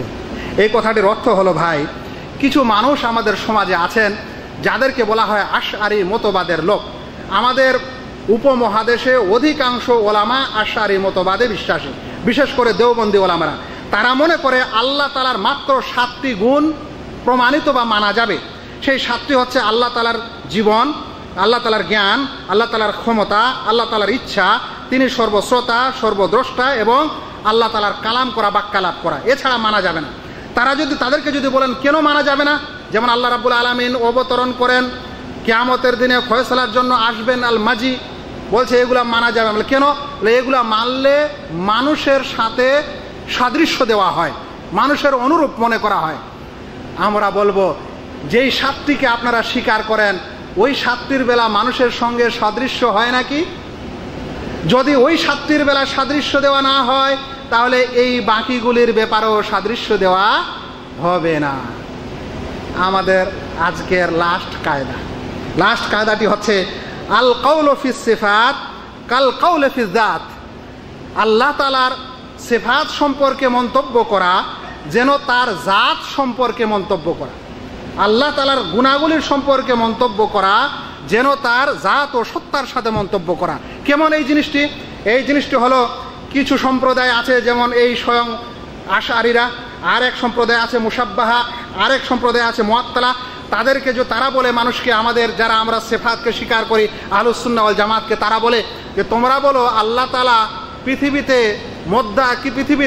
শেষ রাতের তৃতীয়াংশে অবতরণ করেন। বলো তো, অবতরণ করলে তো আরশ খালি হয়ে যায়। আরশ কি তাহলে খালি হয়ে যায়? আরশ আল্লাহ তাআলা নিচে চলে আসে? আল্লাহ তাআলা তাহলে কোনো মাখলুকাতের মধ্যে ঢুকে পড়ে, প্রবেশ করে, আকাশ থেকে নিচে চলে আসে? এরকম মানুষকে বলতে হবে যে ভাই তুমি বলো তো আল্লাহ তাআলার জাত ও সত্তা আছে, এটা বিশ্বাস করো কি করো না? সে অবশ্যই বলবে হ্যাঁ বিশ্বাস করো, কারণ তো আল্লাহর জাতকে বিশ্বাস করে, সিফাতকে বিশ্বাস করে না। ওকে বলবেন তুমি আল্লাহ তাআলার জাত ও সত্তাকে বিশ্বাস করো কি করো না? বলবে হ্যাঁ বিশ্বাস করো। তখন আপনি বলবেন যে ভাই যেই সত্তাই আমরা পৃথিবীতে দেখি না কেন, প্রত্যেক সত্তা জন্ম নেয়, আবার প্রত্যেক সত্তা জাত কোনো না কোনো স্থানে প্রবেশ করে থাকে। তাহলে তুমি কি আল্লাহ তাআলার সম্পর্কেও এরকম মনে করো যে আল্লাহ তাআলা জন্ম নিয়েছেন এবং আল্লাহ তাআলা কোনো স্থানে প্রবেশ করেন? তখন সে বলবে যে না, আল্লাহ তাআলার জাত তো জন্ম নেয়নি। যদি আল্লাহ তাআলার জাতের সম্পর্কে তোমার এটা ধারণা বা বিশ্বাস হয়, তাহলে আল্লাহ তাআলার সিফাতগুলির সম্পর্কেও এরকম বিশ্বাস হওয়া উচিত। কারণ আল্লাহ তাআলার জাতকে যেভাবে তুমি স্বীকার করো ওইরকম আল্লাহ তাআলার সিফাতকেও স্বীকার করা প্রয়োজন আছে। যেমন আল্লাহ তাআলার জাতের সম্পর্কে তুমি তার কটাক্ষ এবং তার কি বলে যে এই মন্দ গুণটা বিশ্বাস করতে চাও না, মন্দ রূপটা বিশ্বাস করতে চাও না, সেরকম তার সিফাতের ক্ষেত্রেও মন্দটা তোমাকে অবিশ্বাস করা চলবে না। আমাদের আলোচনার এখানেই শেষ হলো। আলোচনার সারাংশ হলো ভাই এই যে ইসলাম আকীদা ও ঈমানের নাম, আকীদা ও আমলের নাম। ইসলামের একটা ব্যাপক অংশ হচ্ছে আকীদার সাথে, আর একটা ব্যাপক অংশ হচ্ছে আমলের সাথে। যতক্ষণ একজন মানুষের আকীদা সহি না হয়, ওইরূপ না হয় যেভাবে কোরআন ও সহি সুন্নাতে বর্ণিত হয়েছে, ততক্ষণে তার আমল গৃহীত হয় না। তাই আমল শুদ্ধিকরণের পূর্বে আকীদা শুদ্ধিকরণ প্রয়োজন। অনুরূপ আমাদেরকে যদি আকীদা শিখতে হয় তাহলে কিতাব ও সহি সুন্নাহ এবং সাহাবায়ে কেরামের ঐক্যমতে যা প্রমাণিত সেটাই নিতে হবে। জয়ীফ হাদিস, কিয়াস এবং ইজতিহাদের মাধ্যমে কোনো আকীদা গৃহীত হতে পারে না। যদি সত্যিকারে আকীদা সহি ও শুদ্ধ করতে চান তাহলে আহলুস সুন্নাহ ওয়াল জামাতের আকীদা পড়তে হবে, অনুরূপ আকীদার মূল নীতির জ্ঞান রাখতে হবে। তাহলে আপনি আপনার ঈমান ও আকীদার হেফাজত করতে পারেন। আল্লাহ রাব্বুল আলামিনের কাছে দোয়া করি আল্লাহ যেন আমাদের সকলের আকীদা সহি ও শুদ্ধ করার তৌফিক দান করেন, আমাদের আকীদাকে যেন আল্লাহ তাআলা গ্রহণ করেন। আল্লাহ রাব্বুল আলামিন ওই সকল ভাই ও সংস্থাকে জাযায়ে খায়ের দান করেন যারা রমজান মাসের এই দিনে এই শোভা আয়োজন করেছেন।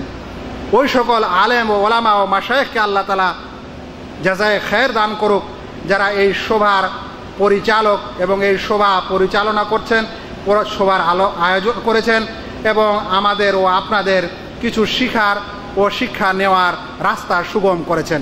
ওয়া মা আলাইনা ইল্লাল বালাগ। আসসালামু আলাইকুম ওয়া রাহমাতুল্লাহি ওয়া বারাকাতুহু।